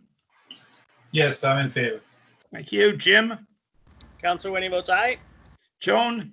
Joan votes yes. Laurel? Laurel votes yes. Kathy? Kathy votes yes. Matt? Matt votes aye. Tom? Tom votes yes. And I will make it unanimous. Thank you to the applicant, and Rod, we expect to see you at many, many, many, many meetings in the future. Thank you very much. All right, good night. Thank you, Board. Thank you.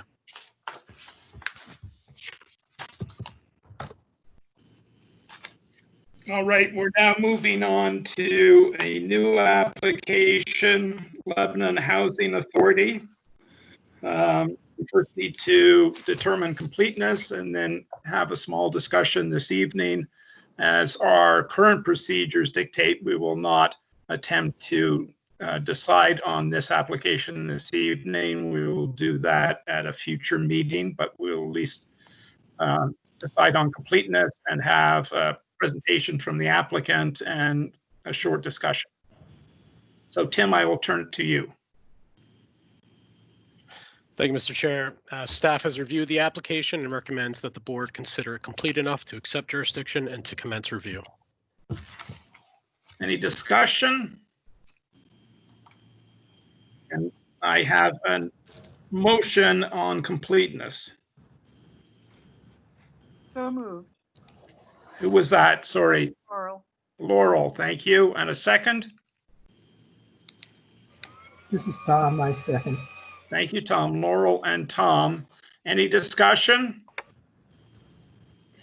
As to completeness or other things? This is just completeness, Kathy. So this time I will start the vote roll call with Matt.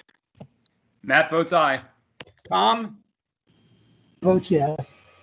I vote yes. Gregorio? I vote yes. Jim? Counselor Winnie votes aye. Joan? Joan votes yes. Laurel? Laurel votes yes. And Kathy? Kathy votes yes. All right. So do we have someone from, sorry, Tim, I'll turn it back to you for any comments, and then we'll turn to the applicant for a brief presentation. I don't think I have any comments at the outset. All right. Is there someone from the applicant who would like to make a presentation? Yes. Hello, everyone. My name is Dita Alonso. I'm the Executive Director of Lebanon Housing Authority. Can you just spell your name for yes, our secretary? My first name, Dita, spelled D-I-T-H-A. Alonso, A-L-O-N-S-O. Thank you. You're welcome. And I'd just like to give a quick statement. I wanted to just say that we are Lebanon Housing Authority is a public body, corporate and politic, organized and existing under the laws of the state of New Hampshire, pursuant to New Hampshire RSA Chapter 203 Housing Authority laws.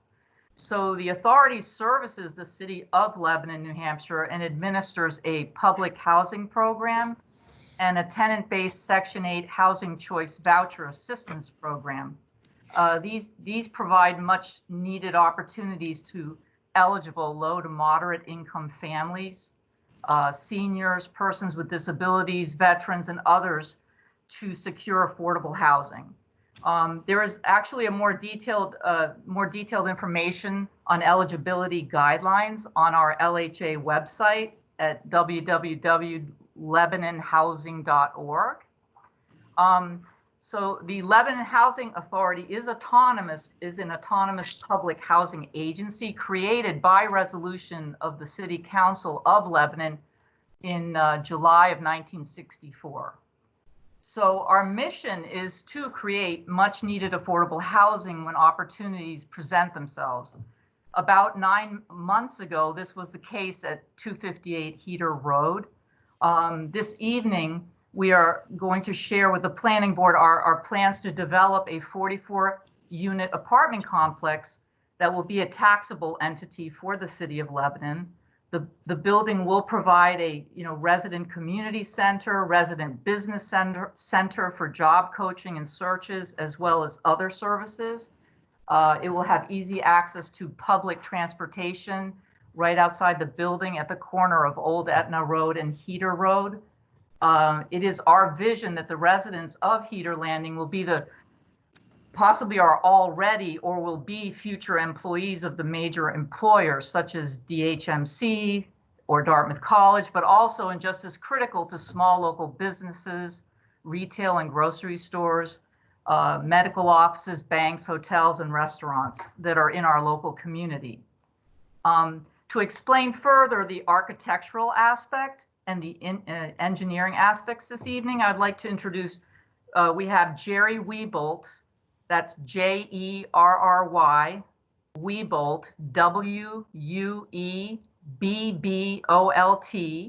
of Right Track Design, acting as Heater Landing's project coordinator. And also with us, we have Jeff Merritt, Merritt, of Granite Engineering, LLC, Heater Landing's civil engineer.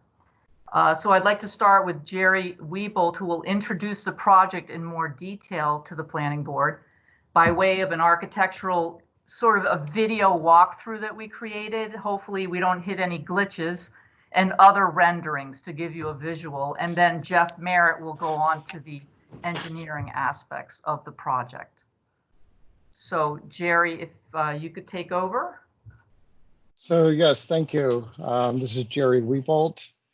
And what we have prepared is a YouTube video, a link, which actually walks you through the project, as well as renderings, basically still photos of the building.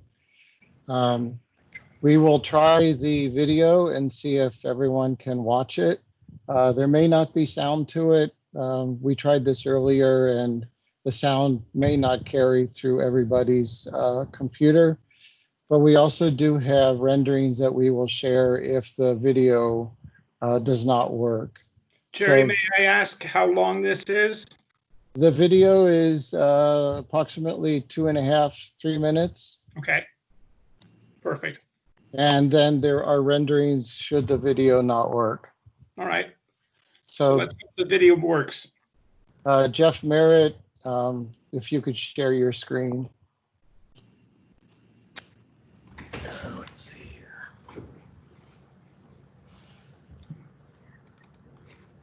Is that working? Maybe it's not working.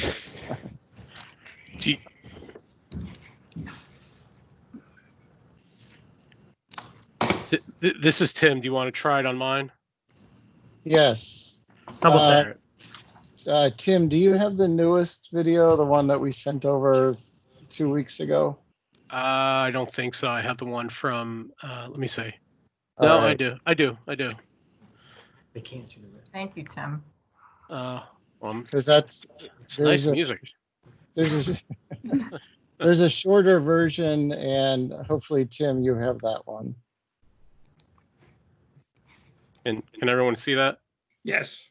I don't know if you can hear the music, but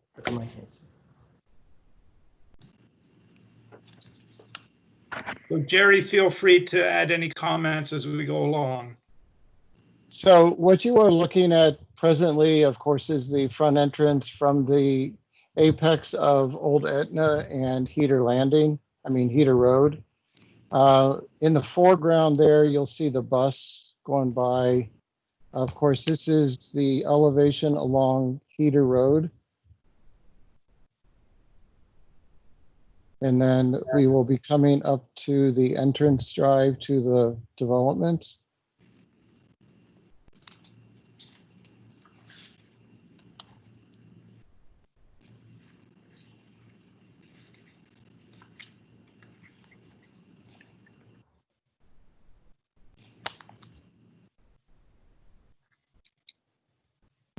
So this is the entrance drive, I presume? Yes, it is. With a boulder wall, of which we will be using stone from the lot to build a retaining structure. And then, of course, that's a side entrance leading up into the parking lot.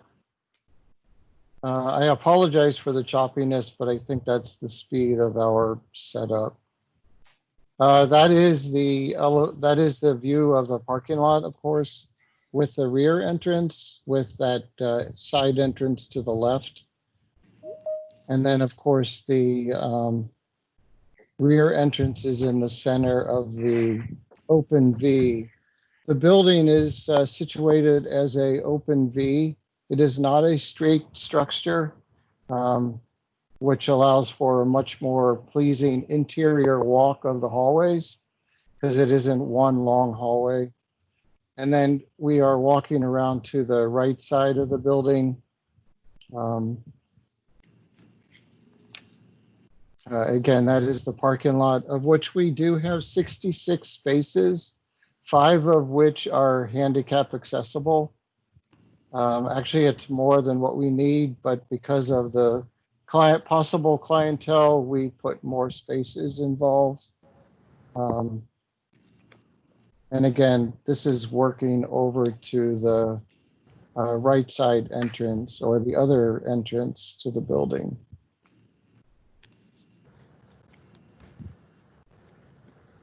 And this is with our backs to the Dartmouth Hitchcock driveway. Yes, it was. Yes, it was. And And now this we're is on Etna this Road. is along Old Etna Road, going down, and that's again the front entrance.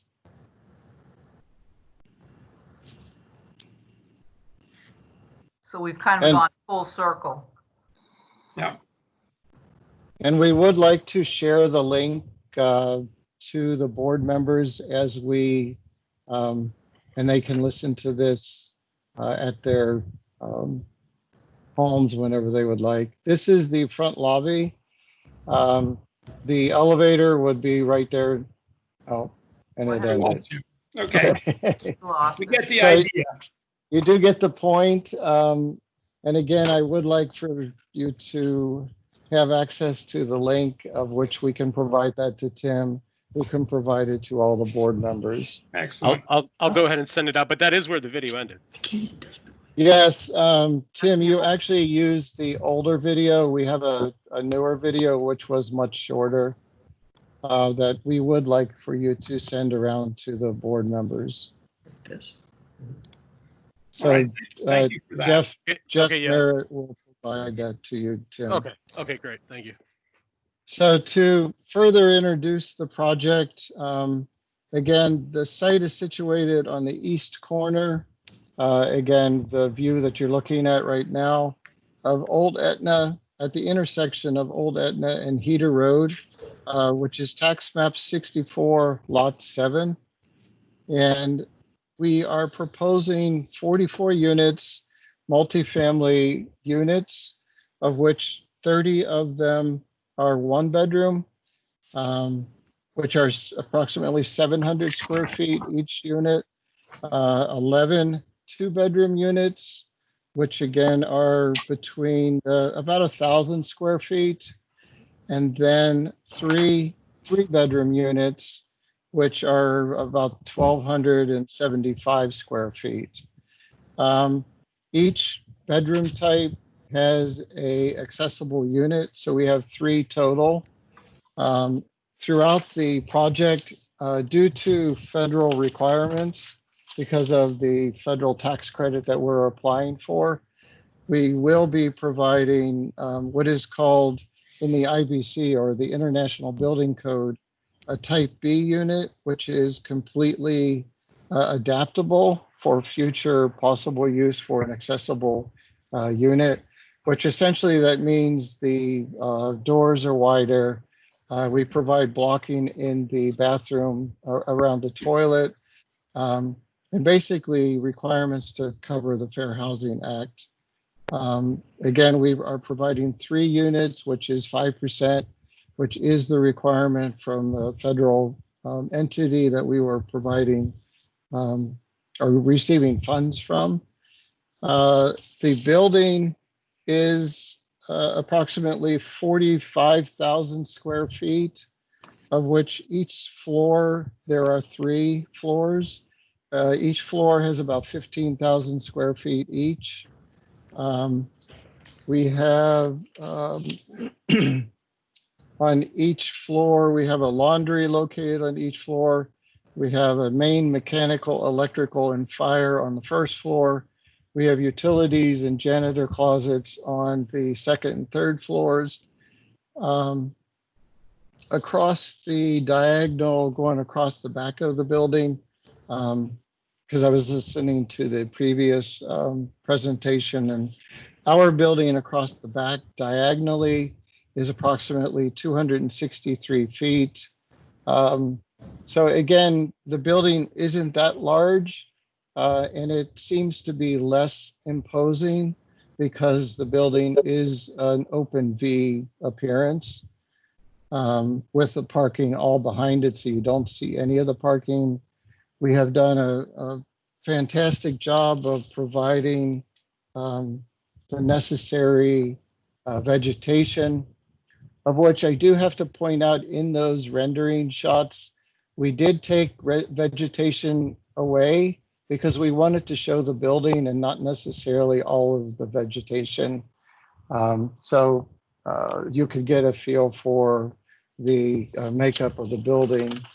The materials of the exterior are primarily, it's a flat roof. So it would be an EPDM flat roof with the rotunda, an asphalt shingle. We would have vinyl clapboard shingles with clapboards and also shingles. And then also there's a mix of board and batten siding. So there's quite a mix of appearances from the exterior. And these are some additional renderings of the exterior as we were talking. Kind of go down through the list, Jeff, and there's a couple of the renderings of the interior. So that's again, this is the interior, very open. The community space, of which is the next photo. Actually, the one after that. That's the office area. As part of the requirements for the project, we do have to provide an on-site office. So that is a on-site office, and through the door you can see the lobby. And then the next photo, that is the community center or community space, of which there's 730 square feet of space with a kitchenette, no stove, but refrigerator and sink. And then back in the back corner, you can kind of see the temporary partition. That is a computer station, of which there's two.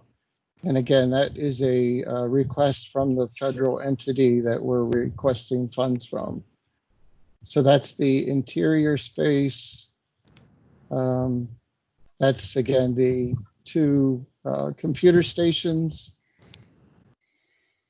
Another view from the community space, and then and that's just a night scene, of course, with the bus with heater landing across the top of the bus. We have worked with mass transit to provide accessible bus route, of which already existed. And Jeff will explain to you, we are providing a bus as a pull-off spot, of which that was asked for by zoning, and we were able to accommodate that. And that's a view from old Etna, down past, of course, the baseball field on the right, and then the residential homes on the left. And then, of course, the building off in the distance. The building is below the 45 feet, so we did not need a special exception for that. And if all goes well, we are looking for an April to June 2021 start date with a completion of the project approximately July of 2022. So we would be starting next spring. Thank you for that. Jeff? Yes. Good evening, Mr. Chairman, members of the board. For the record, I'm Jeff Merritt. I'm a principal at Granite Engineering. We are the civil site engineers for the project. I'm going to tell you a little bit about the property as it exists today, and then I'll move into what our proposal is. Some of it will, of course, echo what Jerry just mentioned, but we can go through it in a little bit of detail. I'm going to flip first to our existing conditions plan. We had the property recently surveyed. This is the survey of the property. Our parcel is right here. This is map 64, lot 7. We have about 3.35 acres of land. We have frontage on Old Etna Road, as well as Heater Road right here.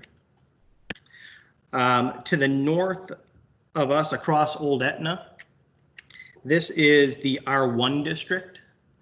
Our property is situated within the R01 district. To the east of our property, this is the general commercial district. And can you see this driveway right here? This is the DHMC driveway. So this is the clinic driveway. We abut their driveway, which accesses Old Etna Road. To the west of our property is the R3 zoning district. And that parcel is, of course, owned by the Lebanon School District, and it is the recreation fields associated with the high school. And then last but not least, south of us, in this area right here, our southern abutter is also the school, but it is a gravel parking lot.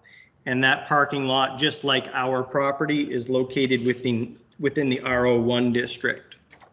There is both municipal sewer, water, and drainage on Heater Road and Old Etna Road. So we have full utilities in this section. When we commenced this site survey, we also had the property walked and flagged for limits of jurisdictional wetland. There are 2 pockets on the property that are mapped as wetlands. There's one right here adjacent to Heater Road. And then there's a very small one out back right here. You'll see through this presentation that we are not proposing any impacts to those wetlands. There's 0 impacts to the on-site wetlands. The vast majority of the property, though, is uplands. I'm going to flip to our overview plan here. This shows the proposed project in relation to the property in the adjacent neighborhood. This thick dashed line that you see, you can see it all over the place, sometimes running down the property, the center of the roads, as well as along our northern property. That is the zone line. So again, general commercial up here on top of the page, we're the R01. This is the R3 district, and this is the R1 district over here. So as Jerry mentioned, we have a project which entails the construction of a single building. It's this L-shaped building here. It is proposed to have 44 apartment units in it, 31 bedroom, 11 2-bedroom, and 3 3-bedroom units. Density-wise, this property is allowed up to 47 units, and we have 44 proposed. So we actually have a density less than is allowed on the property. Multifamily is a use which is allowed in the R01 district, but it's allowed by way of special exception. And we have indeed been granted a special exception to allow multifamily on this property. We went to the zoning board 2 times this year, and on June 15th of this year, we received a special exception for this use on this property. As you can see from the plan, the building has been positioned at the Heater Road and Old Etna Road intersection. It's right at the corner. This building and the angle of it has really been developed specifically to fit this corner of the property and specifically just fit this property in general. It fits very nicely there, and it helps us block our parking lot from the view on Old Etna Road as well as on Heater Road. Access to the property is via a single curb cut off a Heater Road. There are no curb cuts proposed along Old Etna Road, only a single curb cut in this location here on Heater Road. To the rear of the building is our proposed parking lot. As Jerry mentioned, we have a total of 66 parking spaces. The parking basis is 1.5 spaces per unit. And we have a total of 66 parking spaces and 5 handicap spaces next to the building. Again, our parking lot, the way it is positioned on the property, it's located behind the building, so it's blocked by the building from Old Etna Road and from Heater Road. And then it's also blocked from the road by the existing vegetation that will remain in this wetland area on the property. At the very rear of the site, there is a dumpster and then a small maintenance shed for the housing authority.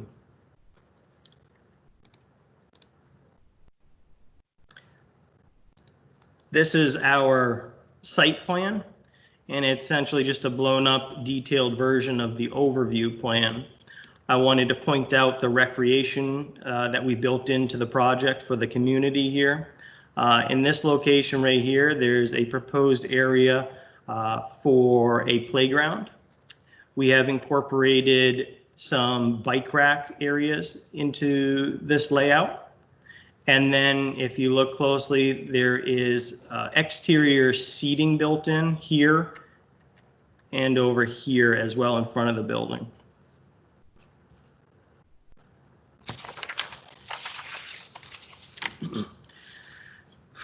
The sidewalks, there's a tremendous amount of pedestrian access ways that have been proposed on this project. You can see sidewalks in front of the building leading to the main access. If you follow those, they access the dumpster to the rear of the site and the playground area. But they also access the bus stop or the proposed bus stop on Heater Road. If you've been out to this site, you know that there's a bus stop at the corner here today. It's not much more than a sign in a little dirt area. There is no formal structure or bus shelter, if you will, nor is there a sidewalk system along Heater Road in the area of that bus stop. With this project, we propose to remedy that. The project will include the construction of a new bus stop right here. You can see a bus shelter, and then you can see an actual bus right here. We are proposing, in addition to the shelter, a turnout for the bus, and that will allow the bus to get out of traffic to load and unload passengers at this location. When we attended the zoning board meeting, one or more members were interested in us taking a hard look at this bus stop and what we could do to get a bus out of the travel lane over here. So we have been working with Advanced Transit on a design. We presented this design to the zoning board. They liked it, and we've carried it through consistent with what we've told the zoning board we would do to the final plans for you guys to take a look at. In addition to the bus shelter, there will be a sidewalk that's proposed in through here, and it'll extend from the Old Etna Heater Road intersection all the way to our site driveway, and then we will extend that onto our site for connectivity to our main entrance. There is already a sidewalk along Old Etna Road in this area. So with the addition of our sidewalk, it completes the sidewalk network in this area. There is a crosswalk at the intersection here, which leads you to a sidewalk on the other side of Old Heater Road that extends all the way out to Route 120. Drainage, I'm going to talk quickly about that. We have multiple best management practices proposed out here. We'll have a new drainage system as part of this project. Between Old Etna Road and the building is this pocket right here. And this has been identified and proposed as a bioretention pond. A bioretention pond is a filtering practice for treatment of stormwater. But it also incorporates landscaping. So bioretention ponds or rain gardens are often put in areas where they can double as not only stormwater, but attractive landscaping. So we've identified a spot on the property right here, which will have that. It's a landscape feature, but also a stormwater best management practice. A portion of the building's roof, this northern portion, will be tributary and flow to that area right there. That system, in addition to treating the stormwater, also provides groundwater recharge for this site. And then over here to the south of the parking lot, you can see this shape. This is another BMP.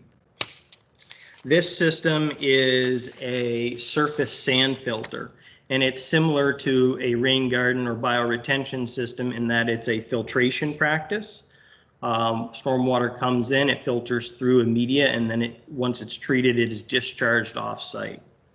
Through this design, We have reduced the peak rate and volume of discharge through all design storms leaving this site.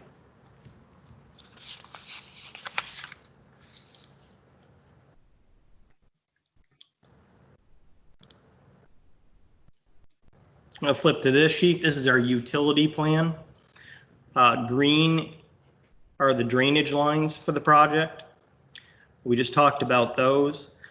Blue, you'll see right here that we're proposing a new water, fire service and domestic service to come off of the main that's in Heater Road. We'll pull that from the existing main to the building.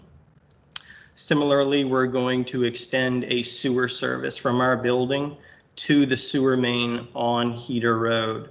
There is a small section of sewer main on Heater Road right in this area that needs to be upgraded to a larger capacity pipe, and that is part of our project as well. Utilities and communication, electric and communication, that's the purple line here. It will be all underground. We do have a transformer on site, and then it will enter the building.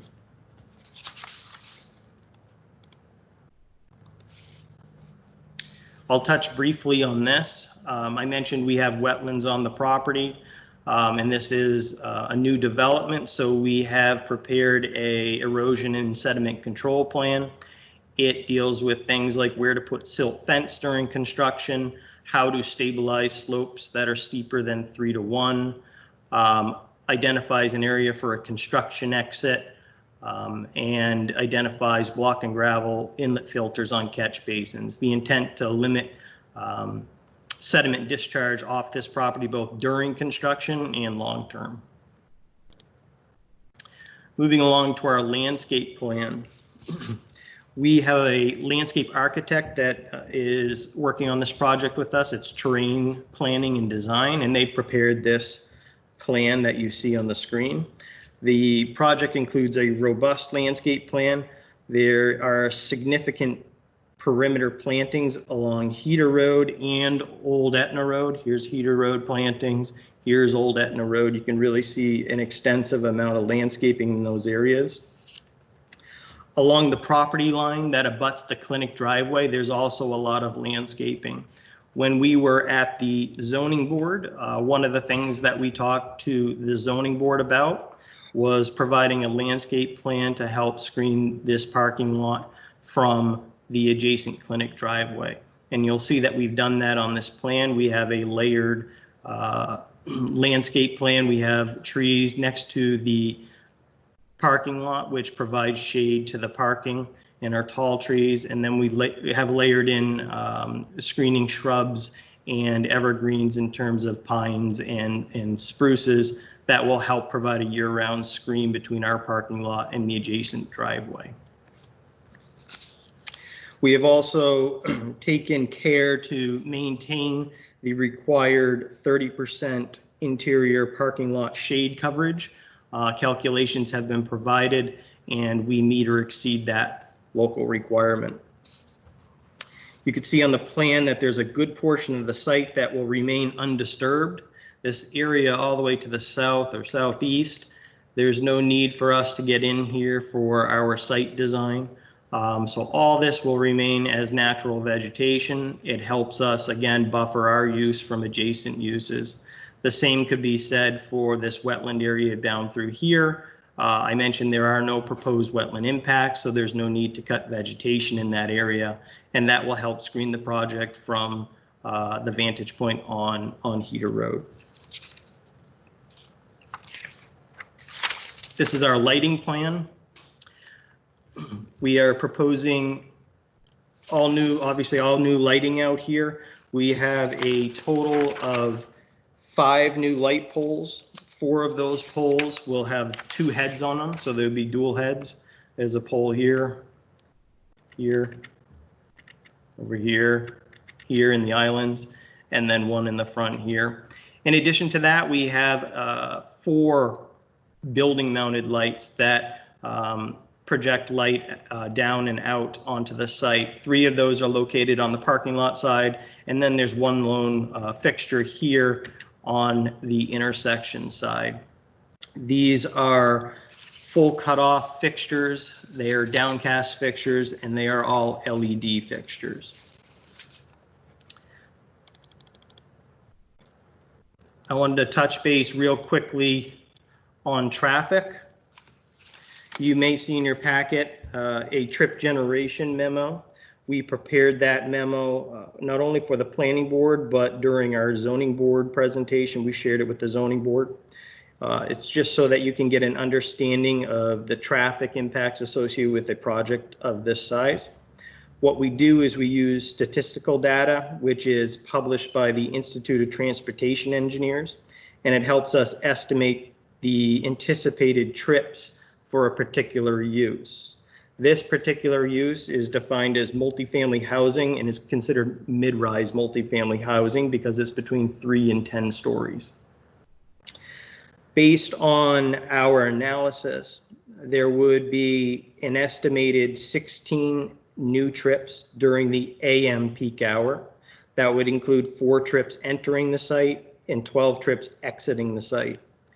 And then in the PM peak hour, there would be a total of 19 new trips. That would be 12 trips entering the site and 7 exiting the site. What that corresponds to is a new trip every 3.75 minutes in the AM peak hour, and then 1 additional trip every 3.15 minutes in the PM peak hours. Those increases are minimal. We therefore do not expect any negative impacts to the adjacent roadways. And we always look at the peak hour of the adjacent street traffic because we want to understand how this development impacts the peak hour. So those calculations that I gave you and those numbers that I gave you reflect the anticipated new trips during the PM and the AM peak hour. And then last but not least, there are 2 partial waivers that we're seeking for the project. The first partial waiver is from section 6.2D. And I think I'm going to shift to the site plan here. What that section requires is a 10-foot minimum landscape strip around the building. And if you take a look at our plans, we have largely complied with that requirement. There are 2 small areas where we couldn't meet that requirement, and I want to zoom in and show you where those are. Do you see this pad right here? This is a proposed concrete pad for heat pumps, which are part of the mechanical equipment for the building. That heat pump pad is located within 10 feet of the building right there. Similarly, on the other side of the building, this pad right here, same thing. It's for mechanical equipment for heat pumps, and it's located within 10 feet of the building. Everywhere else, we have complied with the 10-foot landscape requirement. So we're seeking a waiver to allow those 2 small pads within the 10-foot landscape buffer. We were forced to put those in that location for a few reasons. First is for efficiency. These pads need to be located very close to the building that they serve in order to keep the system efficient. The other reason they were located there was relative to site topography. In this area near the driveway, we do not have the ability to move it closer to our driveway because of a grade differential between the building and the driveway coming in here. And then on this side, it's a similar situation where we can't move it further away from the building because of topography in this area. So, and then lastly, one of the crucial reasons as to why we've located them where we did has more to do with the future tenants of this building. If you look at the architectural renderings, you'll see that there aren't any windows in this specific section of the building, nor in this section of the building here. And so we position those 2 pads in areas where it would not conflict with windows to specific units. We have provided landscaping around those units to help screen them and to help meet the spirit and intent of that perimeter landscape requirement. And you'll find that on our landscaping plan. So we certainly believe we've maintained the spirit and intent of that particular regulation. And given some of the unique features of the site, including topography there, we'd ask the board to consider granting a waiver for those two small areas.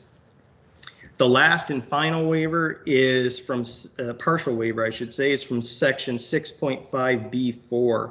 And this section refers to the need to construct sidewalk along your property frontage.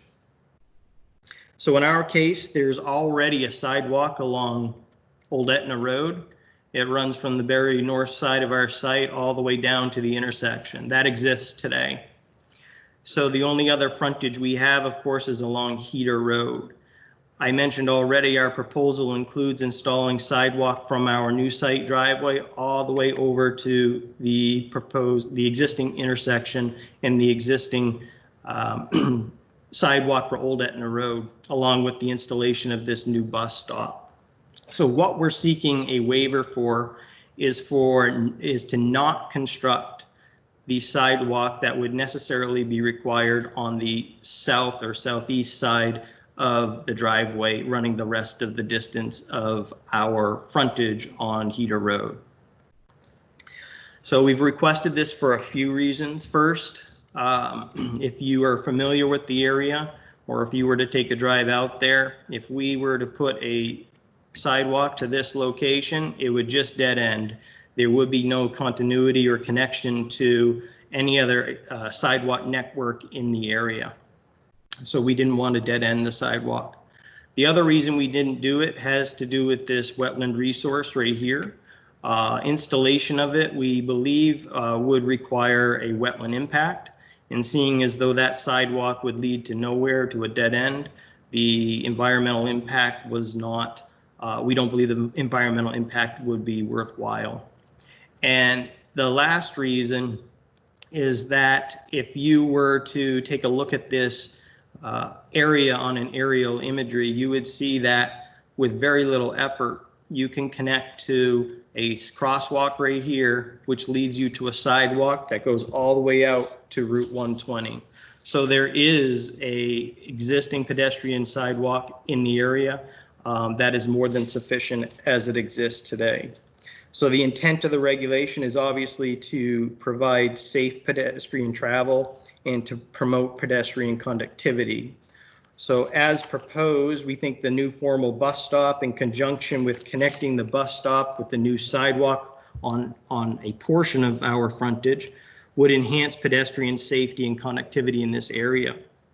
So we think that we have maintained the spirit and the intent of the regulations. And we think that requiring the applicant to construct a sidewalk along the remaining frontage would provide no benefit to the public. It would potentially impact wetlands, and it would certainly pose an unnecessary hardship to the applicant. So we'd appreciate the board considering a partial waiver of that regulation.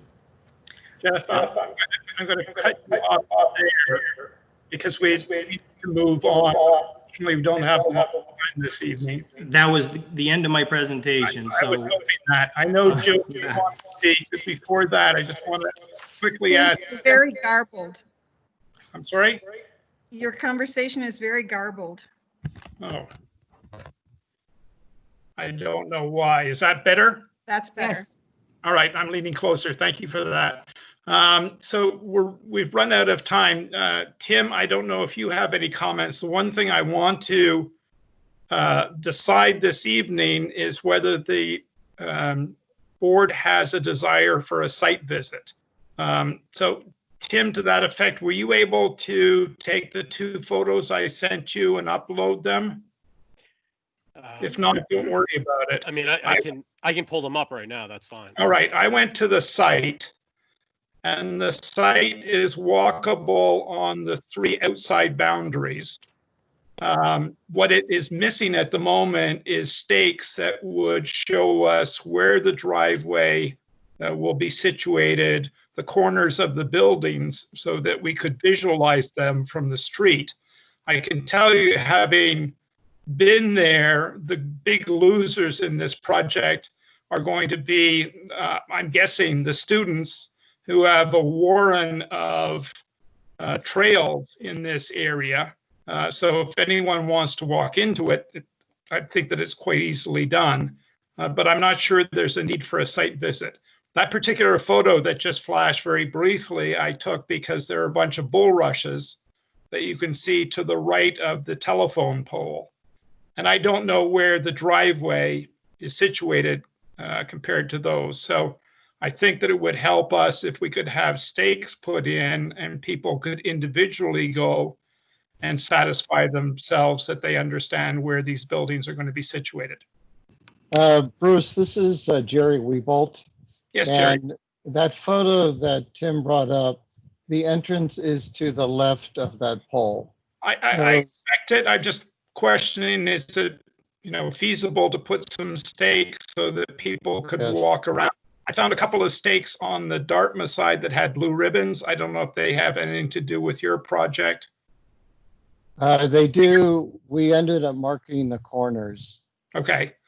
The bigger question is whether the board wants to do a site visit, or is the board content to go individually and walk on the exterior and imagine where this is going to be built.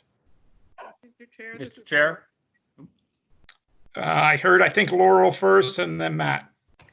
I was there this morning after having come from the Merrick property. So I feel as though I have seen where this is going to be and do not feel the need for a site visit. Okay, thank you. Matt? I'll echo Laurel's comment. I don't believe we need one, and I think your point, Chair, is a good one. It sounds like we all can visit on our own should we wish to.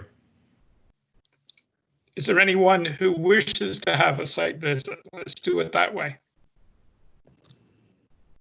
All right, so we will. Chair? Yes. Monroe here. I don't feel that we need to have a group site visit, but I would definitely request some markings on the ground of various things. This has been a huge amount of information to take in.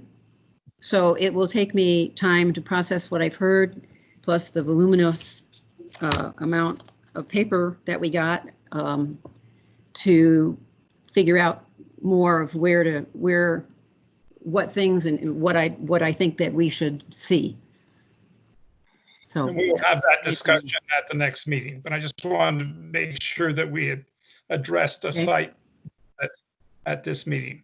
Okay. Any other considerations before I ask for a motion to continue this to a future meeting? You don't want any comments on this at all tonight? As brief as possible. We're already past 9 o'clock and we have still a number of other issues to consider. Yes, Okay. we're way over. This is Kathy. I just have a couple of comments. Yes. In the interest of full disclosure, I'm a former abutter to this property. I owned a property there 10 years ago. I don't have any interest in it now, but I'm very familiar with that corner.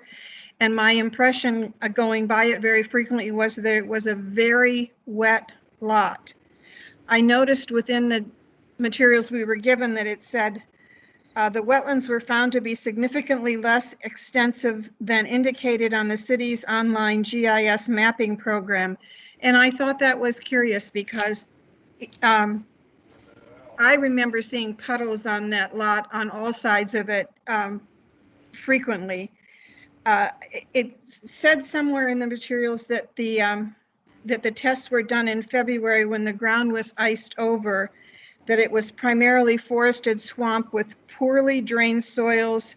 And then there was a note that said it could be very poorly drained soils. So just so that the applicant is aware that, while I'm certainly not a soil scientist and they have a wetland study that says it's limited, I seem to remember that it was wetter than the study indicates. And the other comment that I wanted to make now, I noticed that they have proposed 3 handicap accessible apartments. I remember a conversation with Andrew winter of Twin Pines several years ago when he said the single biggest need in the area was for first floor handicap accessible apartments. And so I don't know what the formula is that they're working with, but perhaps they could add an additional one or two if that made sense to the mix, since they have, what, 14 or 15 on the first floor apartments that they could, they don't seem to be any different except maybe the doorways and the showers. So just a suggestion. All right. Any other comments? I'm sorry to speed this along. Gregorio? Are residents of the area allowed to speak? I'm asking the chair. No, this is not a public hearing tonight. This is the board, and we'll invite you for the next meeting. Just Okay. it is the public hearing, but public comment will be taken at the next meeting. Thank you very much. Mr. Chair? Yes, Matt. This is Matt. I don't want to have a conversation about it. I just want to say I think the board need to have a conversation about traffic in this area of town. We've had obviously a lot of applications in this area and on these roadways, and we'll probably need to have a conversation about infrastructure cost to the city and how this applicant perhaps would be contributing. Thank you. That's all I want to say. All right. In an effort to move this along, may I have, David, when would you suggest that we schedule this next meeting? For a special meeting, the other date that was available for the other project was September 3rd, also a Thursday night. So that's still a possibility for this project. Any reaction from, I can see just by the pent up comments that we're going to need some time on this. So to me, a special meeting makes sense. Comments from board members? David, are you saying that you want us to put this one with No, a week before, Joan, a week before. So the 3rd of So September? this would be the September 3rd. 3rd, right. So may I have a motion to continue this until September 3rd at 6:30? Mr. Chair, this is Tom, and I make a motion that we continue this till September 3rd at 6:30. Thank you, Tom. A second? Second, with Laurel. Thank you, Laurel. Any discussion?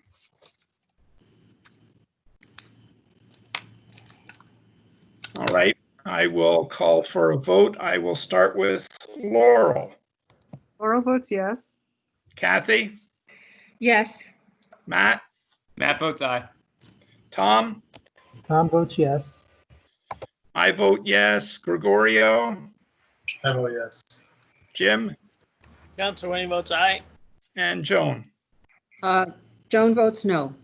Joan votes no. So that is 7-1. All right, thank you for that, and thank you, Lebanon Housing. We will see you on the 3rd. We're now moving on to other business, and we have 195 Mechanic Street. David or Tim, would you please introduce that?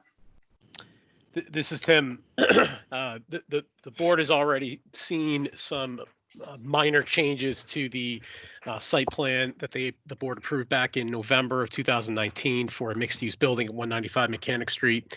The board approved some minor changes to that application about a month ago. At that time, we had given you a heads up that there would be some additional changes to reflect the changes that were approved back in July, to include an update to the landscaping plan. And in the meantime, there were a few other changes as well. I think those were detailed in the memo.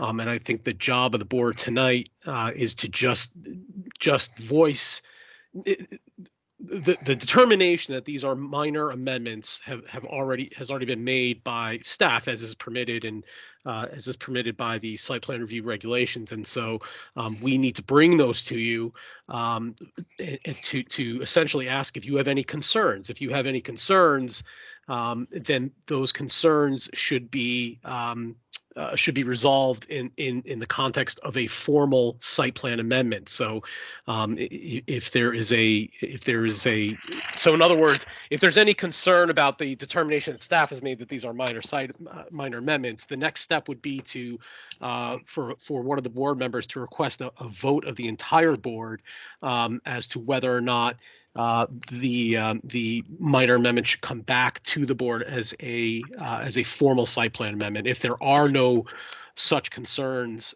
then there's not necessarily any action that the board has to take. And I think there was some confusion last time about this process, and I do apologize for that. But I think the way that we're suggesting you proceed tonight, I think, is the way that it's been done in the past, and it reflects how the regulations are written. All right, so we all have a one-page memo. We've all had an opportunity to read it. Does anyone have any concerns?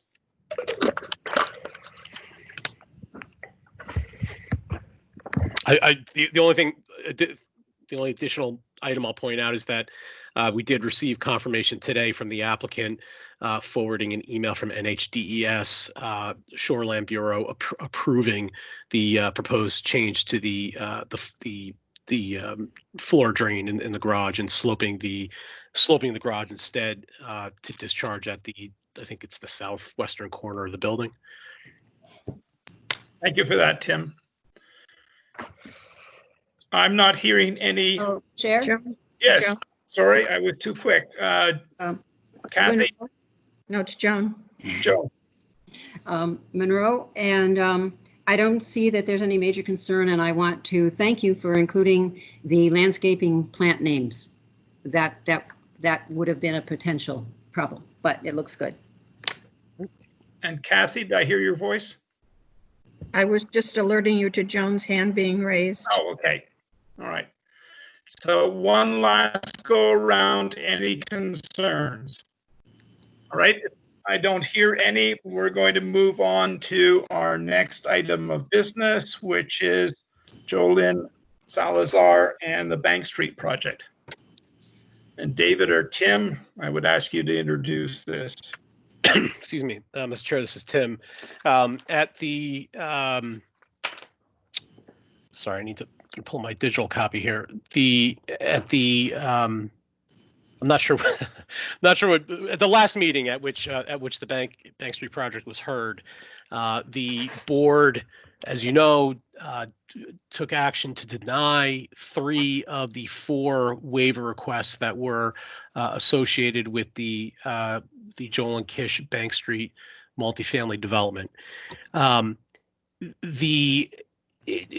that time, the application was continued to the October 13th planning board meeting in order to give the applicant an opportunity to revise the plans to reflect the denial of the waiver request. They will necessitate some level of redesign. It's not clear what that will look like, but it's going to require a little bit of, again, redesign on the applicant's part. However, in the meantime, the applicant feels that filed a request to the planning board to reconsider its decision with respect to the waiver requests. We think that that's we recognize that that's a little bit unusual. Certainly, that's not a request that the planning board receives too often. But I think that it's, we think that it's procedurally appropriate, and that the planning board can in fact consider whether or not to suspend its decision on the waiver requests in light of it, in consideration of the materials that were provided to it by the applicant. There was the initial memo from Dan Nash with a few attachments that was included with the agenda packet, and then following the posting of the agenda packet, Mr. Nash had provided a few more exhibits, which we had forwarded to the board either last Thursday or Friday. And so all those materials taken together, if you feel that the applicant has raised some question as to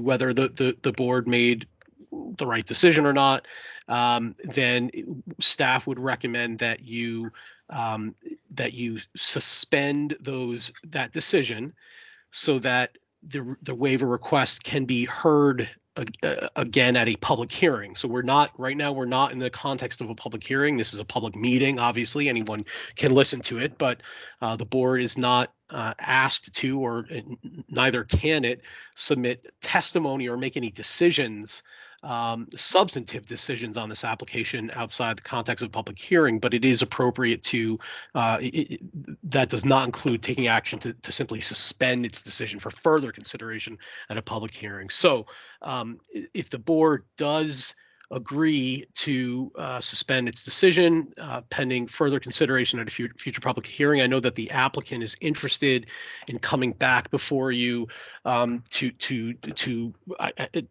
discuss the waiver request again, so as soon as possible. Hopefully again, this is from the applicant's perspective, hopefully sometime before October. So I don't want to go into too much detail. So if you have any questions about any of this, again, recognizing that it's a little bit unusual or uncommon, I guess, we'd be happy to talk about that with you or answer any questions. Tim, this is Kathy. I have a question. Yes, Kathy. I'm confused as to why we're revisiting these requests. We discussed them, we voted on them. Obviously, the applicant isn't happy with them. So we're being asked to look at them again. And one of the reasons that the applicant proposed in that request for us to revisit them was that the applicant felt that we were not treating this proposal the same as we treated many others. I don't agree with that, but the very fact that we're taking a second look and trying to re-vote on something we've already voted on seems like that's far different from anything else that we've ever done before, and I don't see the reason for it. Well, that's the board is not obligated to grant the reconsideration, but the reason you haven't seen this before is because it hasn't been requested before. It's an applicant's. The applicant is entitled to ask you to reconsider the decision you made, and there's nothing inappropriate or untoward about that. So I guess, Kathy, to that point, I've asked planning staff to do an analysis of two of the waiver requests, the one regarding fire that we've all aware of, and the other one, the 15 feet, as to how long those regulations have been on our books. I think that as a board, we are coming to recognize and realize that prior boards have been less than diligent in making sure that our regulations are kept up to date. So I was looking for an analysis as to how long these two regulations have been in place without any change, and what other projects have either not required a waiver, because my understanding from staff is that in the past, the regulation was simply ignored. It wasn't even brought to the board's attention for a waiver, or presented as a waiver, so that we have a way of judging as to whether we were in fact correct in our assessment and our decision to vote these as not being different from what the board had done previously. Mr. Chair? Yes, Matt. Yeah, I think what you just said, I think gives me a lot to chew on. I think if staff is thinking about getting us some background on these with the history, I think that combined with the applicant's memo, which I think made some interesting points, I think we should consider, I forget the technical language because I have a baby at home and it's after 9 o'clock, but I do think it might be worth looking at this again, getting the information you said staff is looking to compile, and also having an opportunity to talk to the applicant a bit more about the points they made in the memo. Other Chair. comments? This is Kathy. I think we're very familiar with the three applications that this applicant has brought up as those that were treated quote unquote differently. And as I think Joan said earlier about another proposal this evening, we treat every application individually according to its merits and its location and everything else about it. But they're not similar. And the inference made by the applicant is that they're similar and we treated this application differently. Two of those applications that were cited were the Michaels proposal on Mount Support Road and the Merrick proposal, which is still before us and not finally approved. But both of them were on very large parcels with 25, 50, 100 wooded acres behind them on challenging topography. And the third one on Mechanic Street backed up to the river with the shoreline protection restrictions and one side of it which had a city easement for drainage that they were not allowed to plant anything on because of the city's easement. Whereas this proposal is a smaller combined lot smack dab in the middle of downtown Lebanon, backing up very closely to existing homes. I just don't see how you wouldn't treat this slightly differently, because I think it was appropriately treated differently because the sites are very different.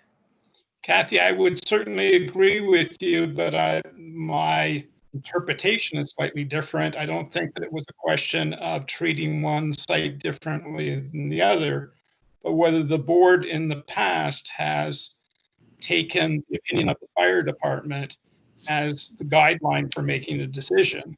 In this case, we decided not to. Well, except that in the, I think it was July 16th minutes of the board, when the fire department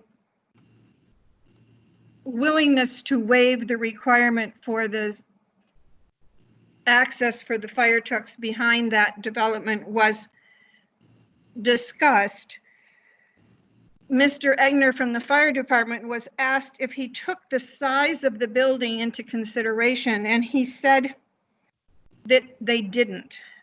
And it's like, the size of that building has been one of the major points, the width, the height, the location of it close to the lot line. It has been a major material fact. So the fact that they didn't take the size of it into consideration seems that maybe they should revisit it. Well, that is exactly what I'm thinking. We should revisit this with the fire department so we can ask the fire department those questions. I would take the other side, and I understand your position, but I would take the other side where perhaps he was saying, we know that the height requirements in Lebanon are never going to get above 5 stories. There is never going to be a towering inferno. And whether this building is 3, 4, or 5 stories, the fire regulations apply. We don't know, and we need to have the fire department in front of us to go through these discussions. At a recent zoning hearing board meeting date, one of the zoning board members stated to an applicant. Kathy, I'm sorry to cut you off. May I just finish this point? No, I need to have a motion to extend. We're already at 9:25. Motion to extend the meeting to 9:45. Is that what you were saying, Chair? I was hoping for 10 o'clock, Joan. 9:50, and that's my final offer. Second.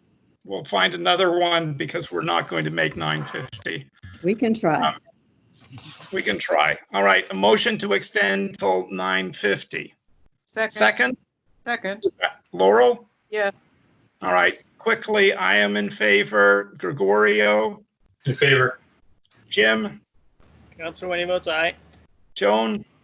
Monroe says yes. Laurel? Laurel votes yes. Kathy? Yes. Matt? Aye. And Tom? Yes. All right, I apologize, Kathy, please continue. This was in reference to a comment that was made to an applicant at a recent zoning hearing board meeting, when the applicant was told, we can't approve your application if you created the hardship yourself. The hardship has to be because of the location, the property itself. In other words, the topography or the whatever, something special about the lot. And in this case, this appeared to be a problem that was created by the fact that the size of the building was proposed to be as big as it was, not something inherent in the lot. But we don't know that for sure from the fire department.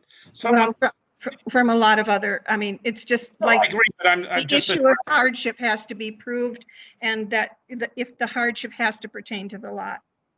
But Well, it's not, hardship is one of the criteria, just to be clear. It's not necessary. It's one or the other. Laurel, I see your hand up. Yes, thank you, Mr. Chair. Let me see if I understand what's happening here. This applicant has made a request to the planning office that the board reconsider its vote to not to grant the waivers requested. While that request was in process, but before this meeting tonight, Mr. Chair, you requested that the planning staff conduct some kind of an analysis, and that somehow should make us want to reconsider the way we voted. I'm just not really clear on what's happening. I don't understand why we would want to go back and undo something that we did based on full and thoughtful discussion and information. And Chair should, I'm sure, state that he was the one vote in opposition to the others at that meeting as well. Correct. Absolutely. You're absolutely. What is the compelling reason that we're doing this? To make sure that we're not doing something that is arbitrary. And you don't feel that we did not take that into consideration when we voted? I certainly didn't have any understanding as to how old the fire regulation is, how it has been applied across the years, and whether our decision in regard to Bank Street was in opposition to how that regulation had been applied. But you voted no. Mr. Chair, this is Tom. Yes, Tom. And you know that this is a particularly interesting question for me because I have voted previously to not go forward with waivers on this on two occasions. On one, I did go ahead and allow the waiver, and it was because the property, though it didn't have a 50-foot turning radius necessarily, nor did it have a 22-foot strip of asphalt behind that allowed the fire trucks to get through. There was ways in which people could be evacuated from the upper stories of that building or those buildings with the aid of a fire truck ladder. It did have the ability across land to be able to be accessed. This property does not have the ability to do that, nor are there exits from the back side of the building. In addition to that, this particular property has burnable houses that are directly behind it. This makes it an entirely different situation than any of the others that I have voted on. I quite honestly am quite upset that we're looking at a standing regulation at the planning board that because it was overlooked for 20 years and then finally has been brought forward, that we're automatically moving away from that. I understand that I am not a firefighter, but I also am a fairly logical thinking person. I worry about human death in a building that doesn't allow proper access for people to be able to be evacuated from a 45-foot high location. I don't have any problem with this. What I would suggest is if this regulation is out of date, we go through the process of officially changing it over time, and then let the applicant come back at the time that that's changed with a whole new project, and maybe it would be approved. But I find this is very troubling to me, to be trying to re-vote on this particular situation, because I find none of the other properties that they were using as equivalents as being equivalent to what we're talking about with this particular property. Other comments from board members? Monroe here. Yes, Joan. I also agree, and I agreed with what Kathy was saying about the other examples that were given in the memo, that they all were very distinct and very different, and also that the board has the ability that we are able to use our judgment and our personal experiences when looking at individual problems or individual. So we do not necessarily, and the board has many times rejected what has been presented to us as supposedly expert testimony. So we do have the option, even when we request a study of something, we do have the option of weighing it against what our experience is and what our judgment is. So that's how I look at the fire situation. Again, thinking about the proximity, the height, and the proximity to a whole street full of old houses, 100 years old or more, with none with sprinklers, fire alarms, hopefully, but none necessarily sprinklered, and not necessarily fire escapes like they did in the old days. So I object to reviewing it. Mr. Chair, Councilor Winnie, can I ask a clarifying question? Yes, Jim. Are these three waivers to be reconsidered? Would we vote on those as a block or one by one? Well, no, they would be to suspend and then come back for a thorough discussion of each one of them. So it would be for all three? Yes. I mean, I think you could. I think the board could vote to suspend any one of the three. Or could the board just vote to not reconsider? Well, that's what I was going to say next, is perhaps a motion could be made and voted on, and that would resolve the issue. I'd like to move that motion, please. All right, Laurel, make your motion. I move that the planning board does not agree to reconsider its votes on the waivers. And this is Tom. I second that motion. All right. Any further discussion? Mr. Chair, this is Matt. Yes, Matt. I just will say that I do think that the board might be making a serious error here. I understand people's perspectives and everything. I don't, but I do think there might be a significant issue here if we don't take a better look at what we're doing. Matt, this is Tom.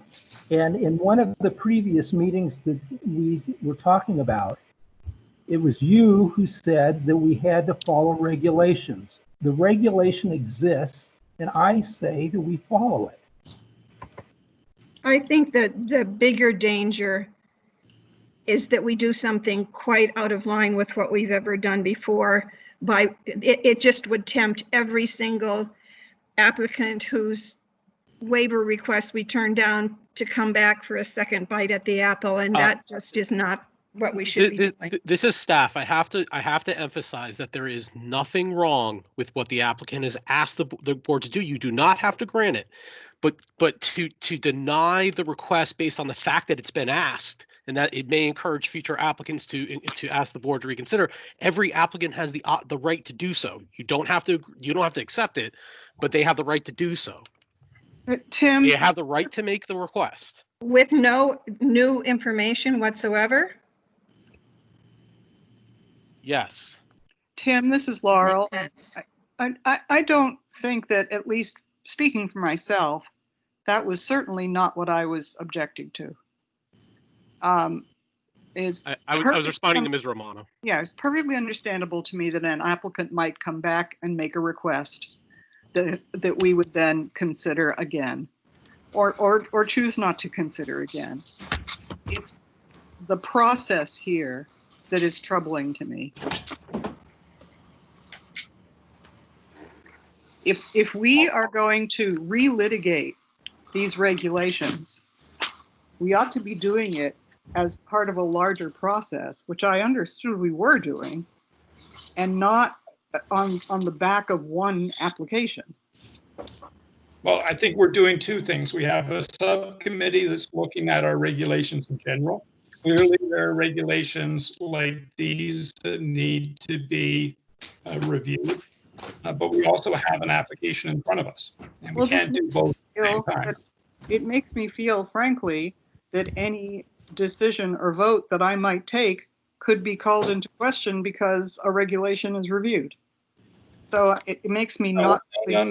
When the regulation is reviewed and changed or not changed, and that applies to anything going forward. The question here is whether our decision on this particular application was out of step with decisions that have been made on these waivers in the past.